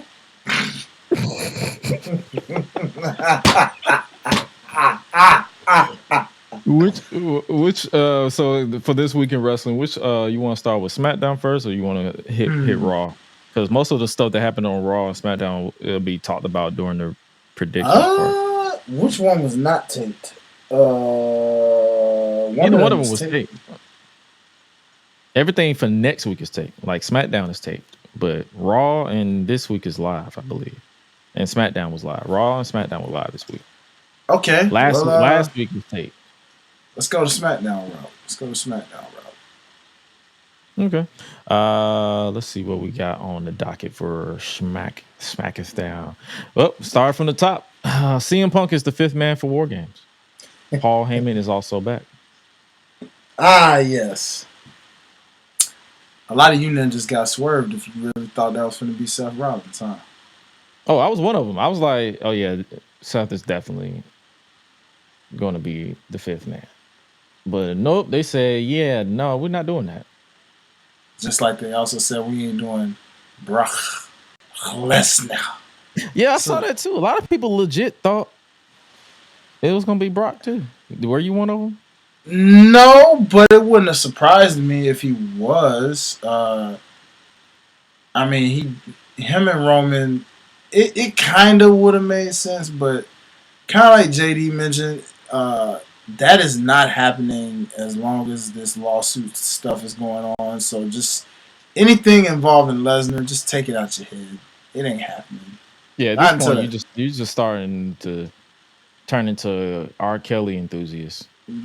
Yeah, you gotta. At least he still got good music. What? If it hadn't been for all of that, though, I would have loved to have seen that just for him and Bronson Reed. Because I feel like if all this didn't happen, he would have been the one in Undertaker's spot at WrestleMania. Oh, for sure, more than likely. Yeah, I can see that. And that's why I'm looking at this and I'm like, this is intriguing because there's so many different seeds being planted here. Mm-hmm. And you got a potential SummerSlam match. You'll seed for that, maybe, potentially. You've got... Oh, that's definitely happening, like with Paul Heyman on the line. Yeah. If he didn't already choose a side by that point. But, hey, we'll see. This is a hilarious visual, by the way. Leave it to Punk to be the only mofo to not follow the rules, because that's exactly. He's not. He's like, I'm not finna acknowledge you, because what was interesting, like, I noticed, because they didn't mic it, but I noticed that they were like, Roman, when he came out there after pretty much dismantling the, I guess we don't say God no more, the Tungans, because I'm about to call them the Gorillas of Destiny, but the Tungans. Roman was like, "Why are you here?" And Punk was like, "To save your ass." And then he was like, he looked at Paul. He was like, "You know that's my wise man, right?" And Punk was like, "We'll see." Mm-hmm. So it's a situation where, because a lot of people was like, "Yo, why did this makes less sense than Seth Rollins or this, that, and the third?" But I'm like, Seth Rollins literally went 10 toes down and said, "I would never team with Roman Reigns." We are always on here talking about we want these characters to make sense. Mm-hmm. If Seth Rollins would have went back on his word, he would be the biggest hypocrite. He'll be a bigger hypocrite than Cody. Yeah, pretty much.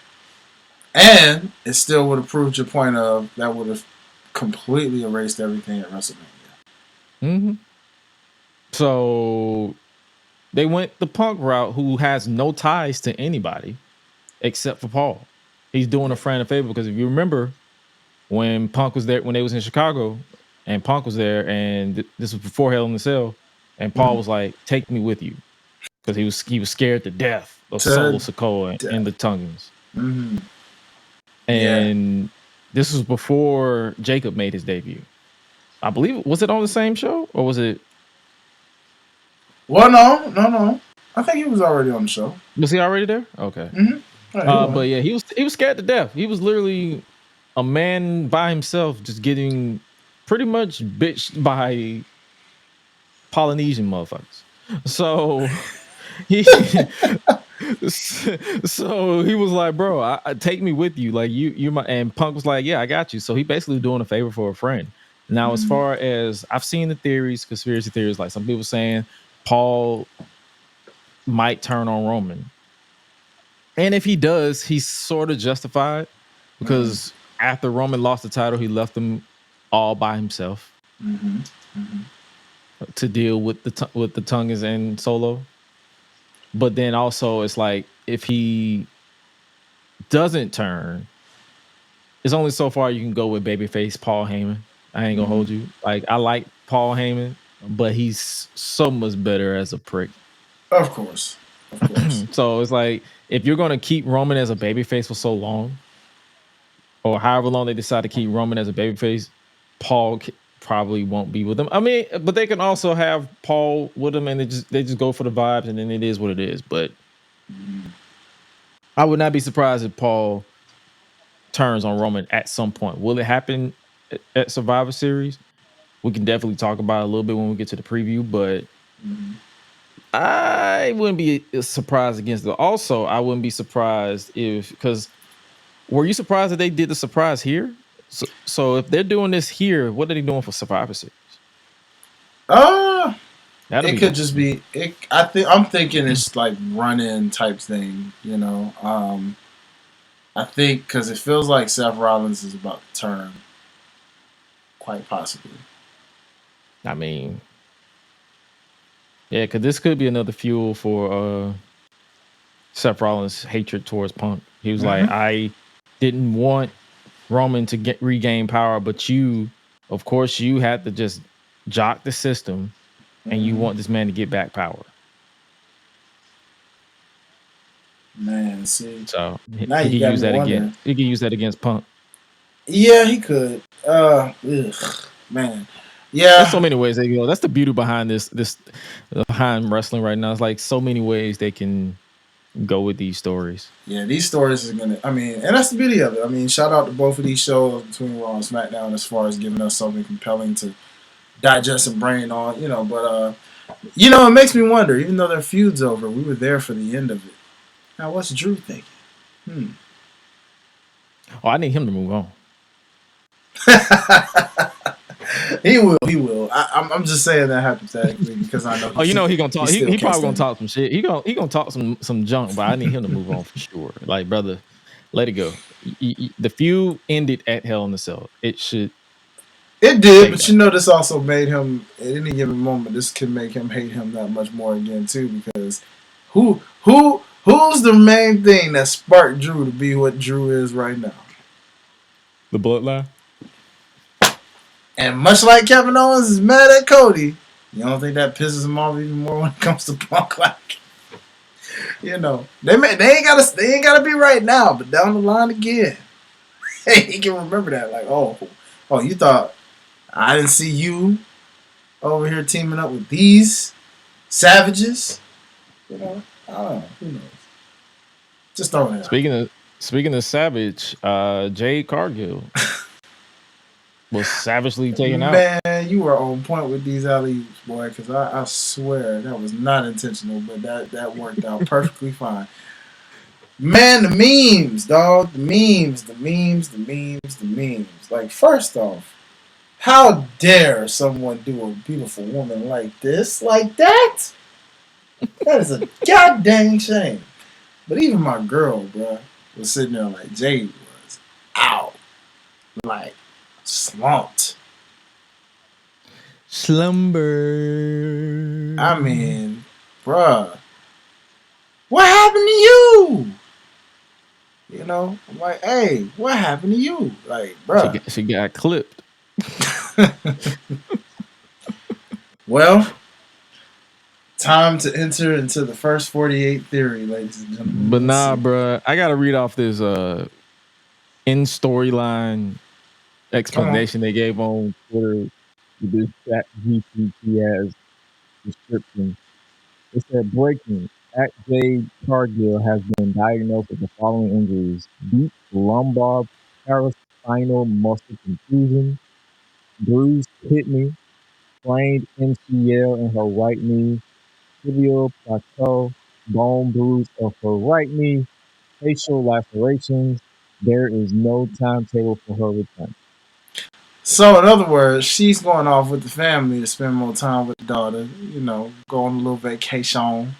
Actually, I read somewhere they said she might be. This is a cover up for an undisclosed injury that might see her. They don't know what it is yet, but they might see her out for at least 3 months, if not for a whole year. Oh no! Depending on what type of injury it is. Hopefully, The best case scenario for me, I hope she's at least back for the Royal Rumble so they can shape this whodunit around her for a WrestleMania match. Ooh, yeah, and if she's not, then damn, that sucks. Yeah, because nobody's gonna want to wait a year for that. I mean, they could go to the Stone Cold route because then they legit kill Stone Cold off by getting him hit by a car. And who did it for The Rock was born. Well, I wouldn't say kill, but yeah, I get what you mean. Yeah, they had people talking back then. I remember them days. Like, oh my God, did you see how Stone Cold got ran over? So they can definitely, if they go that route, like depending on the injury, like it could be she could just be out for 3 months. She can miss the Royal Rumble, and then she comes back after that. But then also the Royal Rumble isn't in January, so if she's out from November to February, she should be back in time for the Royal Rumble. Yeah, she could. Imagine that. Another pop at the Royal Rumble, a year removed from your first pop of when you arrived to WWE finally. So it's basically a whodunit mystery, and you already know I love those type of stories if done right. Who do you think did it? Because I saw some people said Bianca, some people said Naomi, some people said it could be somebody else. It could be somebody debuting. It could be somebody. It could be Bayley. Do you feel like it could be the obvious choice, or do you feel like it's going to be somebody out of left field like they did with Rikishi? Because a lot of people didn't think it was going to be Rikishi when he did it for The Rock with Stone. Classic, man. Honestly, brother, I'm gonna just call it like it is.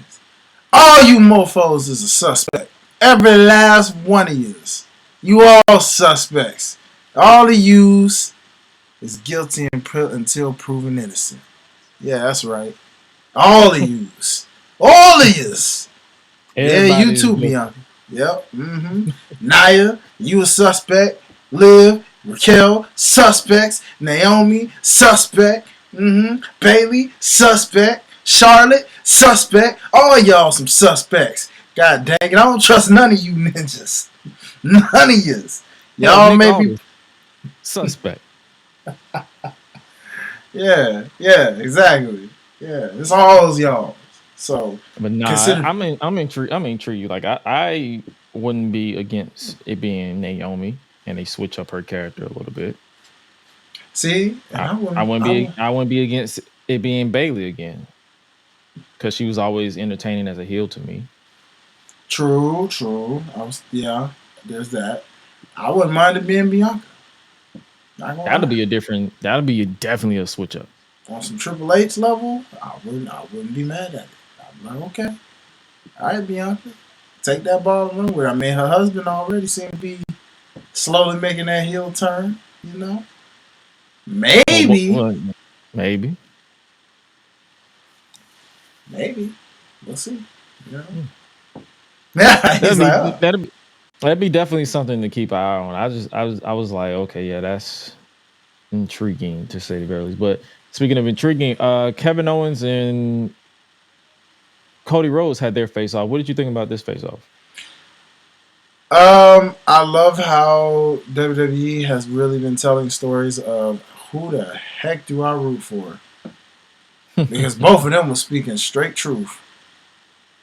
Yeah, you know, Kevin Owens is looking for a reason to turn on Cody. It wasn't necessarily because he teamed with Roman. Kevin Owens used him teaming with Roman as an excuse to turn on Cody. It's like a whole. It's basically like they were just throwing bombs at each other. Yeah, and I mean, both of them have their legitimate right reasons. I mean, Cody stumped Hill with that, like, hey, bro, I gave you a chance and an opportunity to try to do the thing you didn't want to do. Pull the trigger. You ain't do it. That's on you. That's your fault. And I'm like, yep, it sure is too. Like, he is not lying. Yeah. You conflicted with yourself. And you should have been champion right now. But nope. You couldn't take advantage. You know what I'm saying? So, like, but at the same time, KO got points of like, hey, bro, I trusted y'all. Like you went and teamed with my biggest op. The man tried to kill me for 4 years. Multiple times. and it's just like, dang. You remember 2023 Royal Rumble? Yeah, they literally handcuffed me and whooped my ass and damn near broke my neck. Man, for real, dog. That's why I'm like, man. That's why I'm like, man. I don't know this. I'm rocking with this feud so far. I'm still intrigued. Ain't nothing like, yo, let's wrap it up. Like I'm all game. The match is gonna be delayed months. I'm thinking it's looking like Royal Rumble. Nope, it is going down at Saturday night's main event in December, on December 14th. And I still don't even. I mean, I don't trust that. I feel Royal Rumble. You know what I'm saying? I feel some effery coming at that very event. Oh, Cody's going to defend the title at the Royal Rumble, but I feel like it's probably not going to be against KO. Maybe not. I mean, could be Randy, could be Rock, could be Roman, could be a multi-man. I think that's the reason why they're doing it now, knocking this out now. And I ain't gonna hold you. I know it ain't gonna happen, but if they were to put the title on Kevin Owens, I wouldn't necessarily be against it. Hey man, you and me both, brother. I'm Cody being the babyface. The babyface, I'm really starting to understand this more and more. But yeah, he's a babyface that's meant for the chase. You're more interesting when you're on the chase. Mm-hmm. I mean, don't get me wrong. Some of his matches have been stellar. Him and AJ Styles, him and Kevin Owens the first time at Bash in Berlin. And what other match was it? I think those were the only two. I mean, we obviously saw him at Bad Blood, but that was a tag team match. He didn't defend the title. Mm-hmm. But yeah, he's had some gems in this reign, even though I can kind of see both sides where they're like Cody is kind of stagnant right now, as far as like with deep, compelling storylines until that promo on Saturday. But yep, this is happening on December 14th. Saturday night's main event is going to be on NBC as well as Peacock. So they're definitely stacking this show up, because I think they're opening more seats because they're going with an old school feel. So I would not be surprised if they whip out a small Titantron. Yeah, I can see that too, bro. Yeah, that's gonna be, I'm looking forward to that. But yeesh, man, what else is happening on SmackDown? Oh, I guess it's a mix between both. The U.S. Women's Championship, and now they just announced the Intercontinental Championship for the women. Mm-hmm. I was not surprised at all. The moment, as I told you, the moment I saw United States Championship, I was like, if this was gonna float, it would not have been called that. It would have just been whatever new title name. So I heard that the same. I think what confused a lot of people was because Michael Cole kept saying Raw and SmackDown, and I'm like, oh, so it's gonna be floating. But then they said, never mind. Well, yeah, and see, that's the thing. That's why I knew the moment that thing said United States Women's Title, it was a definite that there was an Intercontinental title coming. Because they would have said like Women's TV Champion or something. Yeah, it just would have been a completely new, different title. And had it been, then I'd have been like, okay, that's the title that floats. But you already knew. It was just like when the World Heavyweight title came out and they reintroduced the women's titles. It was like, do you feel like? I know I don't think I got your opinion on this, but do you feel like both women's rosters are stacked enough to hold it? Yes and no. We got to figure it. We got to factor in the fact that there are injuries, especially on the Raw side. Asuka, she's been out for a while. She's due for a comeback. You got Charlotte coming back on the SmackDown side at some point.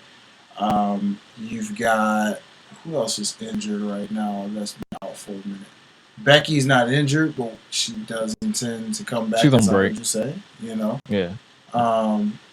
Knowing her, she'll definitely want to wrestle somebody for that title. She's like, I never won that one. Yeah, or just to help put over new talent or something. You never know.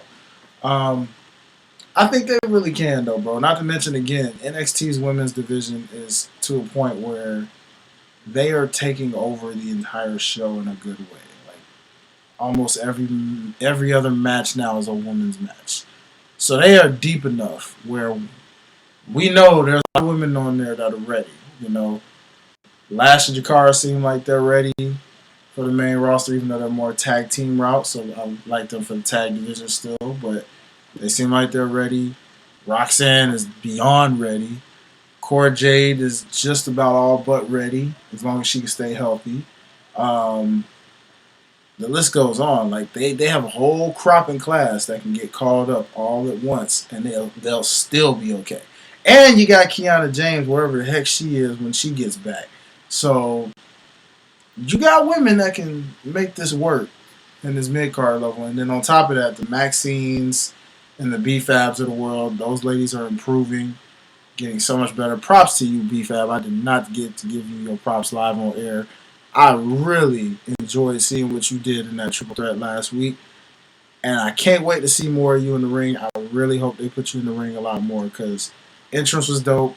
Promos are crazy online. If you haven't seen them, go check out her promos. That girl is she couple kinks to work out, but she gonna be something serious for real. So yeah, I'm intrigued. Chelsea Green advanced because they pretty much removed Bianca from it, and who knows who they're gonna put to replace Jade because she was supposed to be in the tournament as well. Some think that could be Charlotte. I don't know. What you think, bro? You think that's is she even ready? I know she started teasing on Twitter that she's about to break the ice. So we'll see. But I think it happened on the tape SmackDown. If it was Charlotte, she would have already been. It would already been spoiled already. So I don't think it's going to be Charlotte because I think they taped that particular match for next week. Well, sometimes talents are good they're real good at keeping quiet. Look at the Hardys at Mania when they were. No, it ain't the talent. I'm talking about social media in general. Yeah, that shit would have been on Facebook already if it was. No, not true, bro. Wrestlers no, what I'm saying is the match already happened that Jay is replaced. So, so that's what I'm saying. It already happened. It's happening on Friday, which was taped last week. So we'll see. So we'll see if who it is, but it's probably somebody like Piper. Is Piper already on the tournament? I don't think she was, bro. I think if she wasn't, I think she is. But if she, it's gonna be somebody that's already on the roster that we probably not thinking of right at the moment. So yeah, I'm intrigued what they do. Like I said, like I say it every time. Like I said it on Monday when they revealed the Intercontinental title. I say now, new title, cool. Be consistent with your booking. Yeah. Give us a reason to give a shit. Don't just have another title just to have another title. I say it with AEW. I say it with TNA. I say it with NWA when I cared about NWA. I say it every single time. It does not matter how many titles you have. If you do not give me a reason to care, I don't care. Doesn't matter if it's the women, the men, non-binary, doesn't matter. If you do not give me a reason to give a fuck, that's it. Why should I? Big facts, bro. Big facts. It's literally it. That's all I gotta say. But I am optimistic, like I am with everything else. So hopefully they cook with it, and hopefully they figure out, because it's like they need to still cook with that tag team division. Because what are they gonna do with the tag team with Jade out? So it's like, are they gonna have Bianca forced to give up her championship, or are they gonna have her replace? It's looking like that, because if what you're saying is true as far as the real reason why she's written off, then by default she is gonna have to like relinquish those titles, which is good for Bianca because then it can put her back into the singles side of things. It looks like they teased a little something with her and Rhea. I found that intriguing. You know, the match we've been waiting on for like, I don't know, since they both got on the main roster and have never gotten yet. So might be a little tease or something there in the future. But the thing is, wait a minute, she has to relinquish that title. Which brand is she really on? SmackDown or Raw? SmackDown. Oh, so then, yeah, she wouldn't be able to face Rhea anyway. So she would have to... Well, Nia, Tiffany, Yeah, that does good for Bianca in the singles division. If for putting her back in that lane. I see she's at this point that plug and play utility. If you think about it now, she technically has a pin over both champions, so it don't matter which brand she owns. She has a claim to a title shot. This is true. So we'll see what happens. And I mean, they got enough tag teams. You got Damage Control. You got.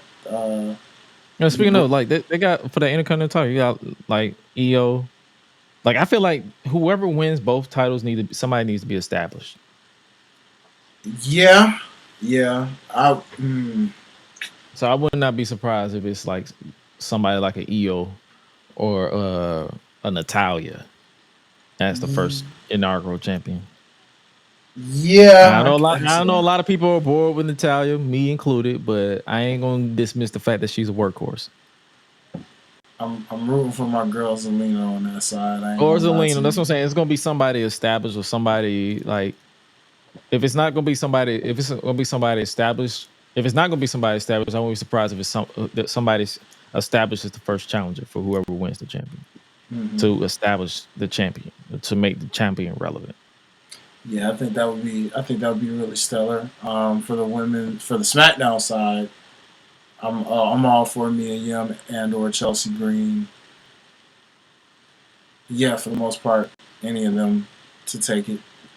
And yeah, bro. I think that's pretty much it when it comes to those titles. So the NXT women's roster is so deep that to answer that final question again, though. They can't carry these mid-card titles very well. Because as you're building up your women, like when your Sol Rukas get called up, when your Roxanne Perez's get called up, those names, yeah, your Jada Parkers, when they get up to that point, they got stuff to fight for. While these other women are just continuing to climb up the ranks and become names of their own, the Carmen Petroviches and all the other ones that haven't had that opportunity to really shine yet. So it's looking good, bro. I think they're gonna be all right. With this. Time will tell, but I think they're deep enough where they can do this. Speaking of people who might not be all right, New Day. Oh man, dude. For people who did not get a chance to peep what was said between the two, because they lost to Alpha Academy on Raw. So I had the opportunity to download the full segment that got a lot of people emotional. So we can look at it and then pause in between. You want to go that route, like look at certain parts and then break down what was said for this, that, and the third, or we can watch it all the way through. It's like 2 minutes. So it's gonna be like 2-3 minutes. So it'll give us time to peep what's going on and what was said. So yeah, let's go ahead and take a look. Let's do it. Even listen to me. What are you talking about? What is this, man? What the hell was that out there? You're wrestling like garbage. Are you gonna help me at some point? I'm wrestling like if I was garbage, what were you? You talking about help you? Have I not done everything but help you? That's all I've ever done. Did I not give you my Intercontinental title shot a couple weeks ago for you? Matter of fact, when you were King of the Ring, I was on bended knee fluttering your damn cape. I did that for you. And what did you do with those opportunities, by the way? You fumbled the title shot and you fumbled the crown. There's a reason that E and I never let you call the shots, man.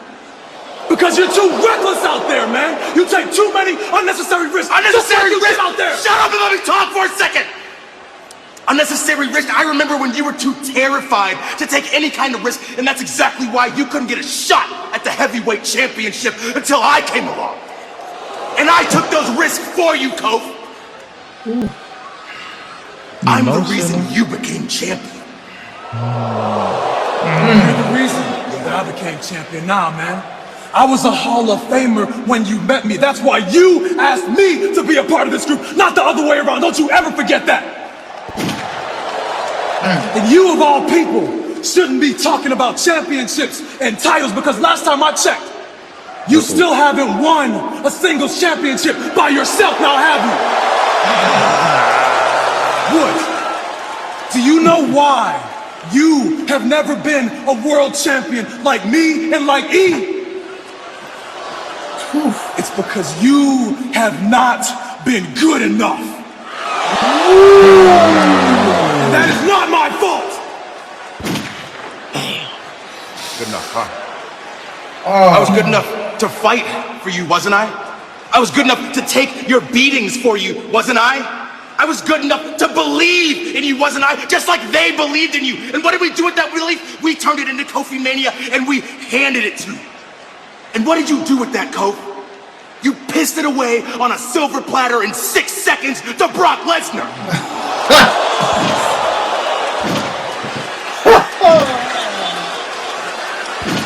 Damn. God, if you were anybody else. If I was what, Kofi? If I was somebody else, you finally get mad? Ooh.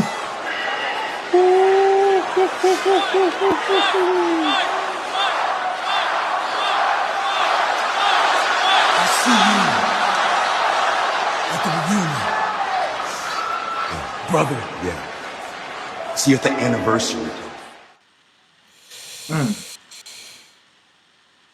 Ow. Ow. Ow. Damn. Man.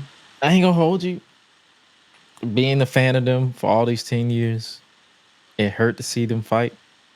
Mm-hmm. But it needed to happen. Because weren't we for a while begging for them to give New Day something intriguing? Because I felt like we felt like they was on autopilot for like all of the summer. Yeah, bro. Like this is roller coaster of emotions. You know, it's to a point now. It's like who's turning on who? Because boy, when I say either one, you made a case for either one of them to be a heel at this point. Because there were things Kofi said where it was like, "Dang, bruh, you ain't have to say all that." But then Woods turn around and say some truthful stuff, and it's like, "Dang, Woods, why you gotta bring up Brock Lesnar, dog? We try to forget that." Damn, 6 seconds, money, like, dang, you know. But it's what's the pissing truth. me off about that is like it keep going up and down. It's like 6, 7, 10. Pick a number and stick with it. It was short, god dang it. You know that much. But that's what I'm saying, bro. Like, so it's like not good enough. What? Like, when he said that, it hurt me, and I'm like, especially as someone who watched him on Up Up Down Down, always talking about wanting opportunities and all that stuff, but he's always happy for his brothers. But to hear someone that you consider a brother say, "Hey, maybe you just wasn't good enough," and I'm like, that would hurt me. That would hurt me if me and you have a squabble, and you be like, and I try to, and like both of us, like say, even though I'm not, say I'm a rapper and you a rapper, you be like, maybe you just ain't good enough to do this shit. That would hurt me. Yeah, bro. Nah, facts. Like and I think it's because we got like a brotherly bond like that. We can relate when you have that kind of friendship like that, and you see two friends going at it like that. It hits different because you're like, dang, what if that was me and my bros? You know what I'm saying? Like, dog, that's like, what if that me and DJ? What if that you and DJ? You be like, do Big E come in and try to play that peacemaker? Yeah, you know what I'm saying? Like, bruh. But see, what's wild is this is why it's crazy to tough. Now it's really tough to call who turns on who. I still feel like it's Woods. I feel like it's Woods too. But Kofi got such an edge now where it's like when he says stuff like me and E, why we never we. What do you mean we? Like we never let you call the shots. And Big E because you was reckless. And that's why I'm like, I want to hear what Big E got to say about this. Because what do you mean we? Hold on, Cole. What do you mean we? We? What you mean like we Nintendo, never let you? Like Nintendo we? Yeah, like because it's like, you know why we never let you call the shots. You never know. You know why? And this is why, ladies and gentlemen, I think I think we have our future Money in the Bank winner. Oh no, this is definitely setting up for a Woods singles run, but it's like, does it set up for him to be the good guy or the bad guy? That's definitely the bad guy. That's the compelling part. But it's like I can see it, like I feel Money in the Bank in his future, where he's going to finally get that moment on his own.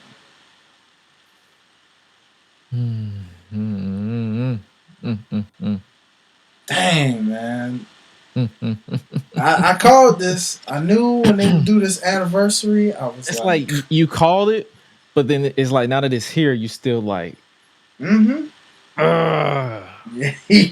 it's like, oh man, bro. There's people who aren't who were bored with the New Day, but this is to the people who are actually rocking with them through the ups and downs. It's like it hurts more when you've been rocking with them since day one. It's like, and I mean day one, like when people thought they was Nation of Domination remade. Yeah, bro, and it's like all the moments are flashing in my head already. And I know when they show that video tribute, that video package, it's gonna show all the moments, like the promo with The Rock. They're gonna build up. They're gonna build up. They're gonna build up to it because they say it's gonna be a night. So it's gonna literally be promo packages throughout the night. So you already know something is gonna happen. It's gonna be a feel good moment, or somebody's gonna break our hearts. Yeah, this is gonna be one of those moments that they're gonna replay for. This is gonna be right up there with Seth Rollins and what he did to the Shield. Yeah, this is going to set I feel like this is going to set the next 5 years. Yeah, 10 years, depending on how long Kofi decides to keep wrestling. Yeah, I agree, and that's why I'm like, yeah, this is finna. Whoa, boy, I'm like, man, I don't know what to feel, but we finna feel something, and we're gonna be on here next Tuesday talking about it and possibly getting emotional about it, and then looking ahead to the future. But yeah, man, I had to. Ooh, yeah, bro. I know, bro. Like. Woo! Yeah, I'll be playing that one. That's definitely going in our OMG category for sure. Yeah, that's definitely a late category for OMG.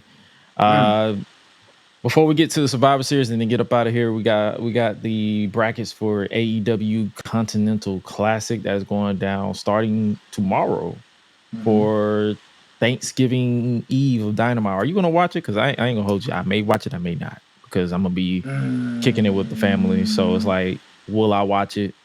Maybe. If I'm not on the road, possibly. We'll see. I'll probably check it out. Yeah, I might. So the brackets were officially revealed. For those of you who don't know, it's like a gold league. It's basically a Robin rounds type of tournament. The winners will face in the finals at World's End for the Continental Championship. Mm-hmm. Yeah, it's a lot of titles. Yeah, we've been over this. For the Blue League, which is going to include the reigning Continental Champion, that is Kazuchika Okada. It will be Kyle Fletcher, Daniel Garcia, Mark Briscoe, Shelton Benjamin, and the Beast Mortos. Shelton Benjamin. For the gold brackets, we will have Darby Allin, Claudio Castagnoli, Will Ospreay, Ricochet, Brody King, and Juice Robinson of the Bang Bang Gang. Okay, this ain't too bad. Yeah, that's what I'm saying. Compared to last year, the brackets are the field doesn't look too shabby. Yeah, this is I can see a lot of good bangers in there. One thing I always liked about this Continental Classic, I mean, it doesn't have a long history yet, but what I'm saying is what I've always liked about it is you find out which wrestlers have chemistry with each other through this thing. Some it's like, yeah, y'all don't really gel that well. Y'all put on bangers together like every single time. So like, I'm intrigued, especially with my boy Shelton in that thing. I know, because I saw a mixed bag. So I saw some people, they was like, "Yo, why are is some people?" Because half of the field is pretty much the same people as last year. But I mean, what can you do? Well, they did say that was going to happen. Like some people were going to get re-invitations. They did mention something about that. Yeah, so it's like that's why I don't understand. It's just people who just have short-term memory or just choose to be upset. For tomorrow, we have Darby Allin versus Brody King in the rivalry Gold renewed. League. Okay. Rivalry renewed, so I'm rocking with that one. We have Mark Briscoe versus Shelton Benjamin for the Blue League. So that have they wrestled in Ring of Honor? Because I know it was in Ring of Honor at the same time as a tag team. I doubt it, brother. Have we seen the world's greatest tag team in the Briscoes? I don't think so. But I didn't watch a lot of. I didn't watch a lot of Ring of Honor back then, so I wouldn't. That makes sense. Sure. The Briscoes. Luckily, there's Google versus world's greatest tag team. Were they world greatest tag team? Mm-hmm. Okay. Yep, they faced each other. It was, what year was this? This looks like another. This looks like Game On Extreme. Hold on. Oh no, I got Squabble. Yeah, they've wrestled. Yeah, they wrestled. It was Charles House and Sheldon Benjamin at Ring of Honor. It was just on the anniversary show. Oh. It was the 9th anniversary show, like 13 years ago. Jeez. So it's been a while. Okay. I had to go to Google for that. I'm like, I could have sworn I've seen them wrestle before, but it's been a while. So I already know. I feel like Shelton is probably going to be on a mission for this one.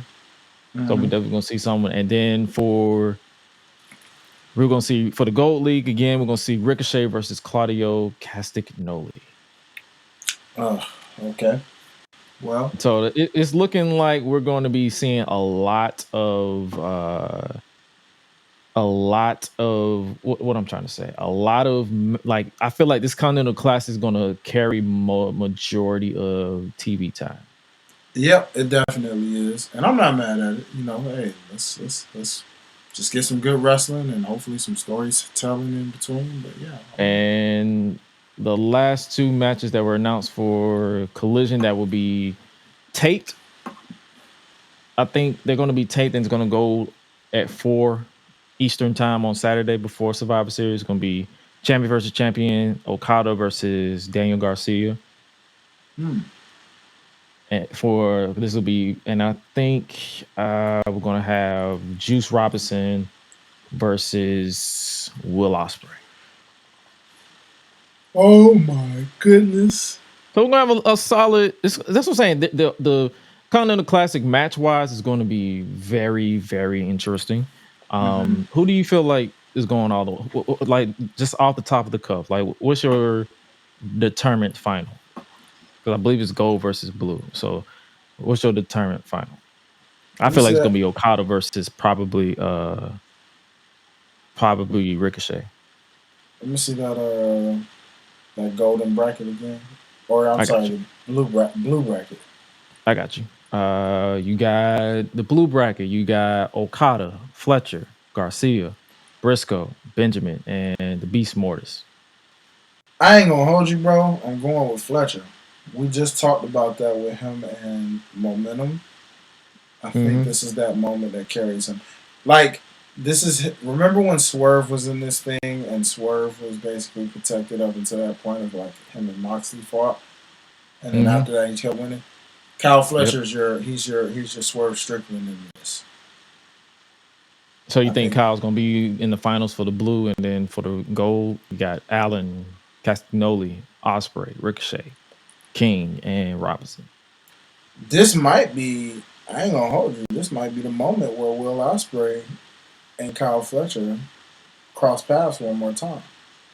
So you're predicting an Ospreay and Fletcher final. I think they might run it back in the finals. where something's on the line.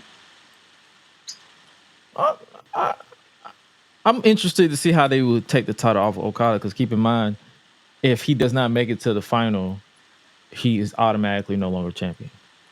So this could be an interesting way to protect him without having him to lose the title. But then again, he can just run it back and be like, I never really lost that. I just got eliminated.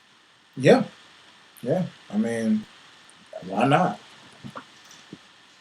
So, hey man, I'm intrigued with this for sure, and that's pretty much our initial thoughts on the Continental Classic. Like I'm hoping this can knock it out of the park as far as in-ring wise for the actual show, and then hey, hopefully we have something to talk about over on here as we wrap up our time together for this year on this show, as well as the Public Enemies podcast, because I know for sure we'll be continuing to cover the entire Continental Classic over there for sure. And speaking of shows, before we get up out of here, it's time for us to give our preview and predictions for Survivor Series 2024 War Games. It will be 5 matches this year.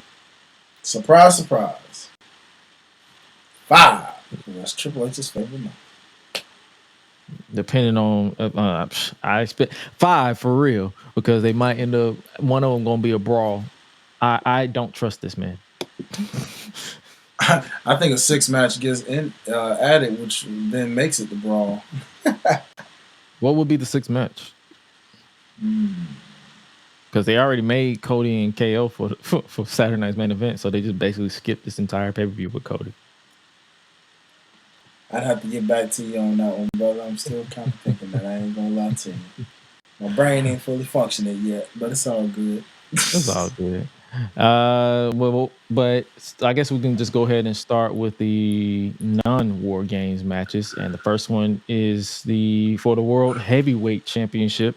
It will be Damian Priest getting his rematch against the Ring General Gunther. What is your thoughts on how they've been building this match? Because I've been seeing a lot of mixed bags. Some people are not really feeling Damian Priest being this threat against someone the caliber of Gunther. I've been on the fence of, I understand where they're going with this. They want to make sure like Gunther's confidence has been rocked ever since losing to Cody. So it would make sense for them to use this match as him to finally regaining that confidence.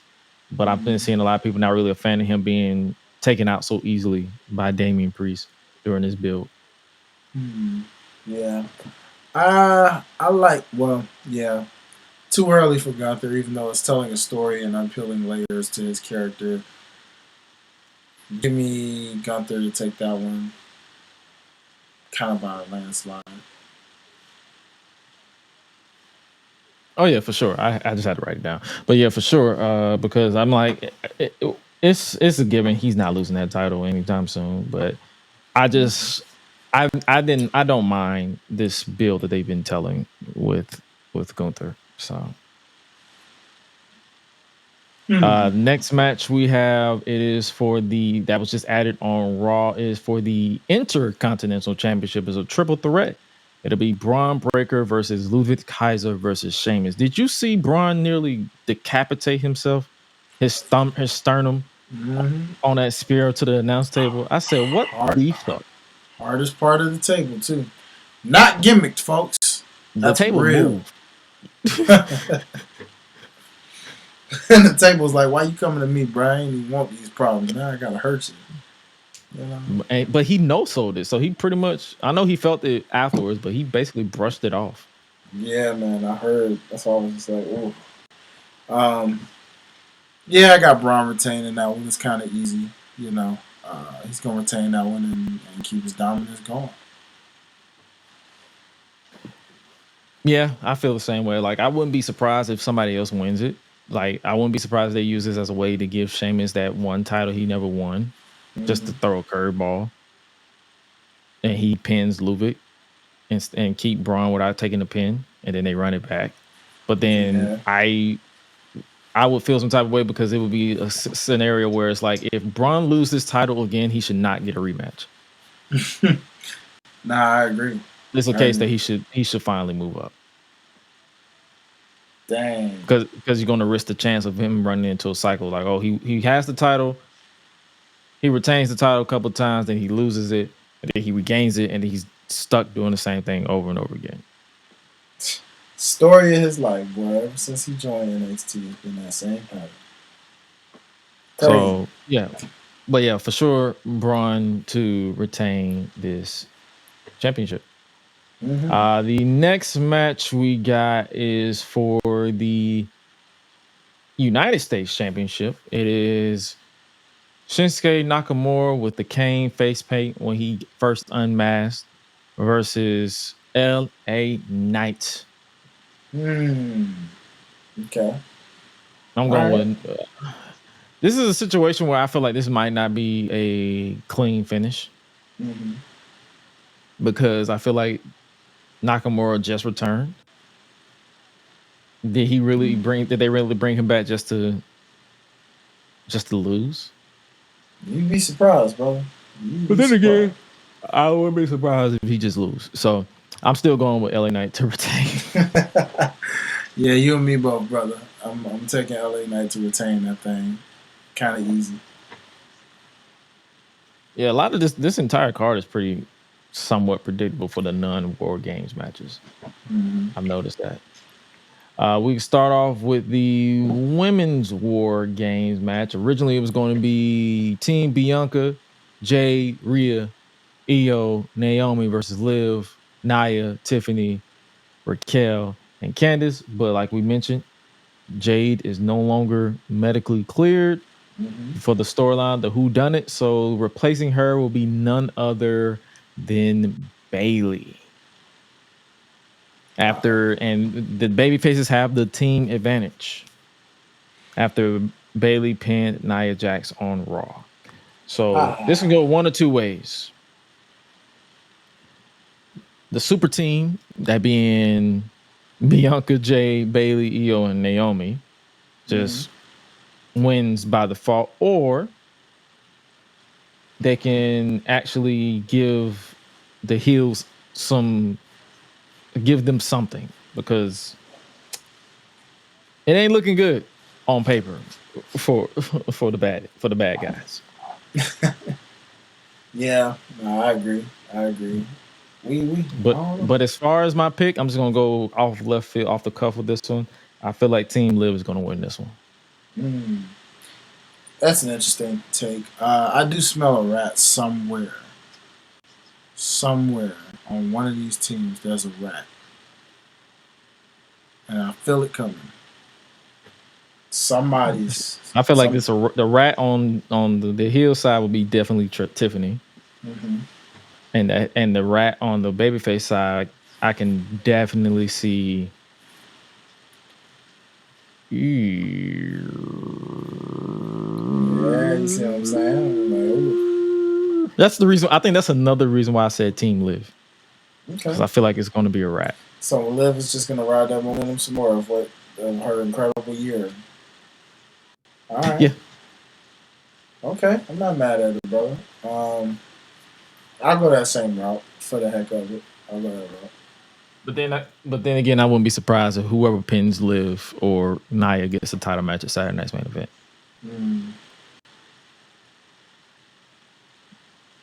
Either way, I need.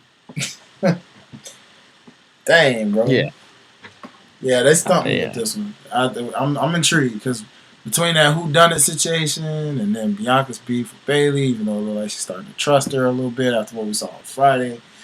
I don't know, dog. This is gonna be tricky. But somebody feel deception, disgrace coming that way, brother. We are the people. My boy knew it. Hey, I knew he caught on. That's what I'm talking about. Yeah, I had to hit you with that one time.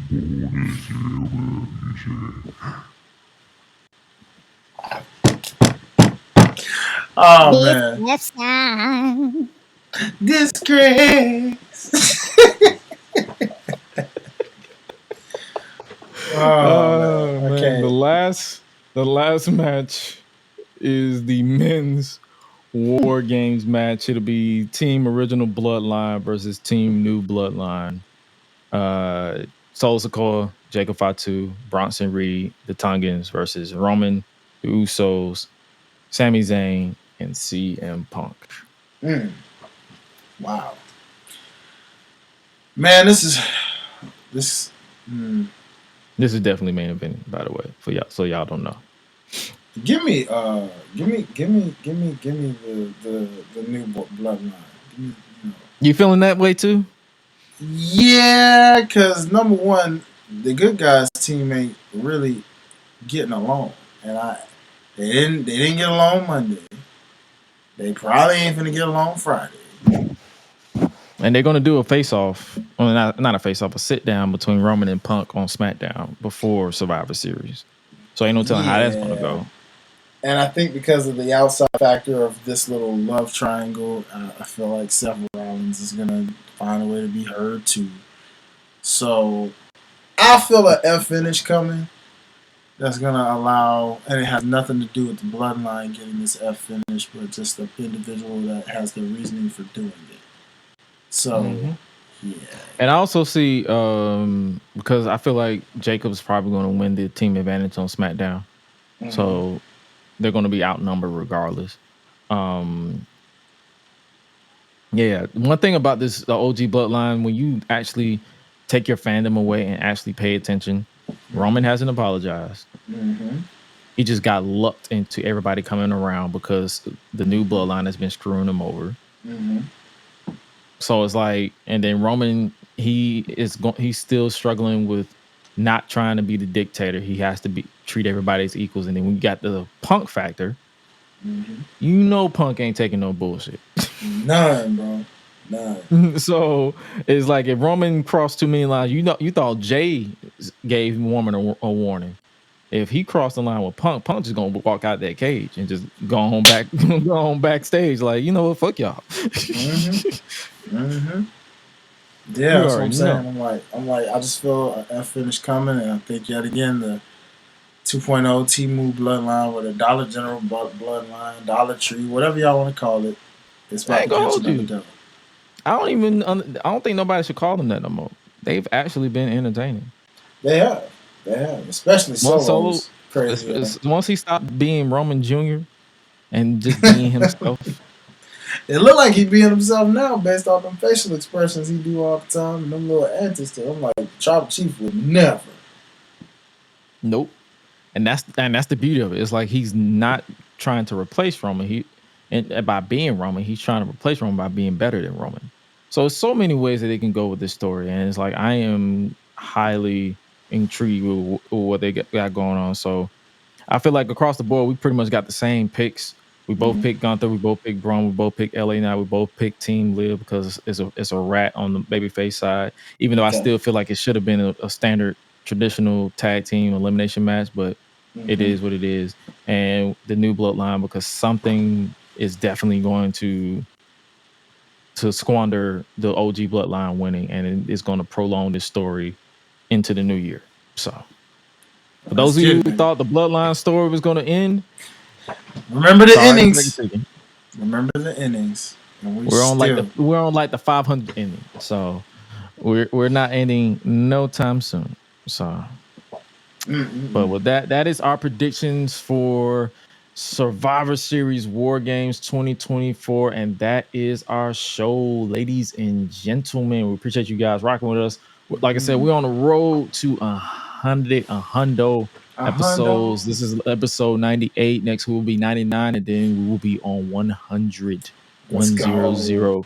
We appreciate you guys rocking with us for this show. If you haven't already, make sure you guys scan that QR code, subscribe to the podcast to show your support, download it. Make sure you guys check out Hi-Lite Real, Hi-Lite Life, HILITE Life. Make sure you guys check out OTS Media Co. Our boy Derek is always over there cooking with what he got going on over there. Yes, make sure you guys check out Public Enemies podcast this Thursday. I will not this Thursday, tomorrow. They will be going live tomorrow for pre-Thanksgiving. I will be literally not at my desk, so I will not be on air, but I will definitely be in my place. Will be our boy Cujo. He will be the fourth man for this week, and they definitely got some stuff to talk about. They're definitely going to give their takes on the Continental Classic. They're going to give their takes on the Ricky Stark situation, the New Day, Survivor Series, all that good stuff. And make sure you guys catch us for the post show on Saturday after Survivor Series.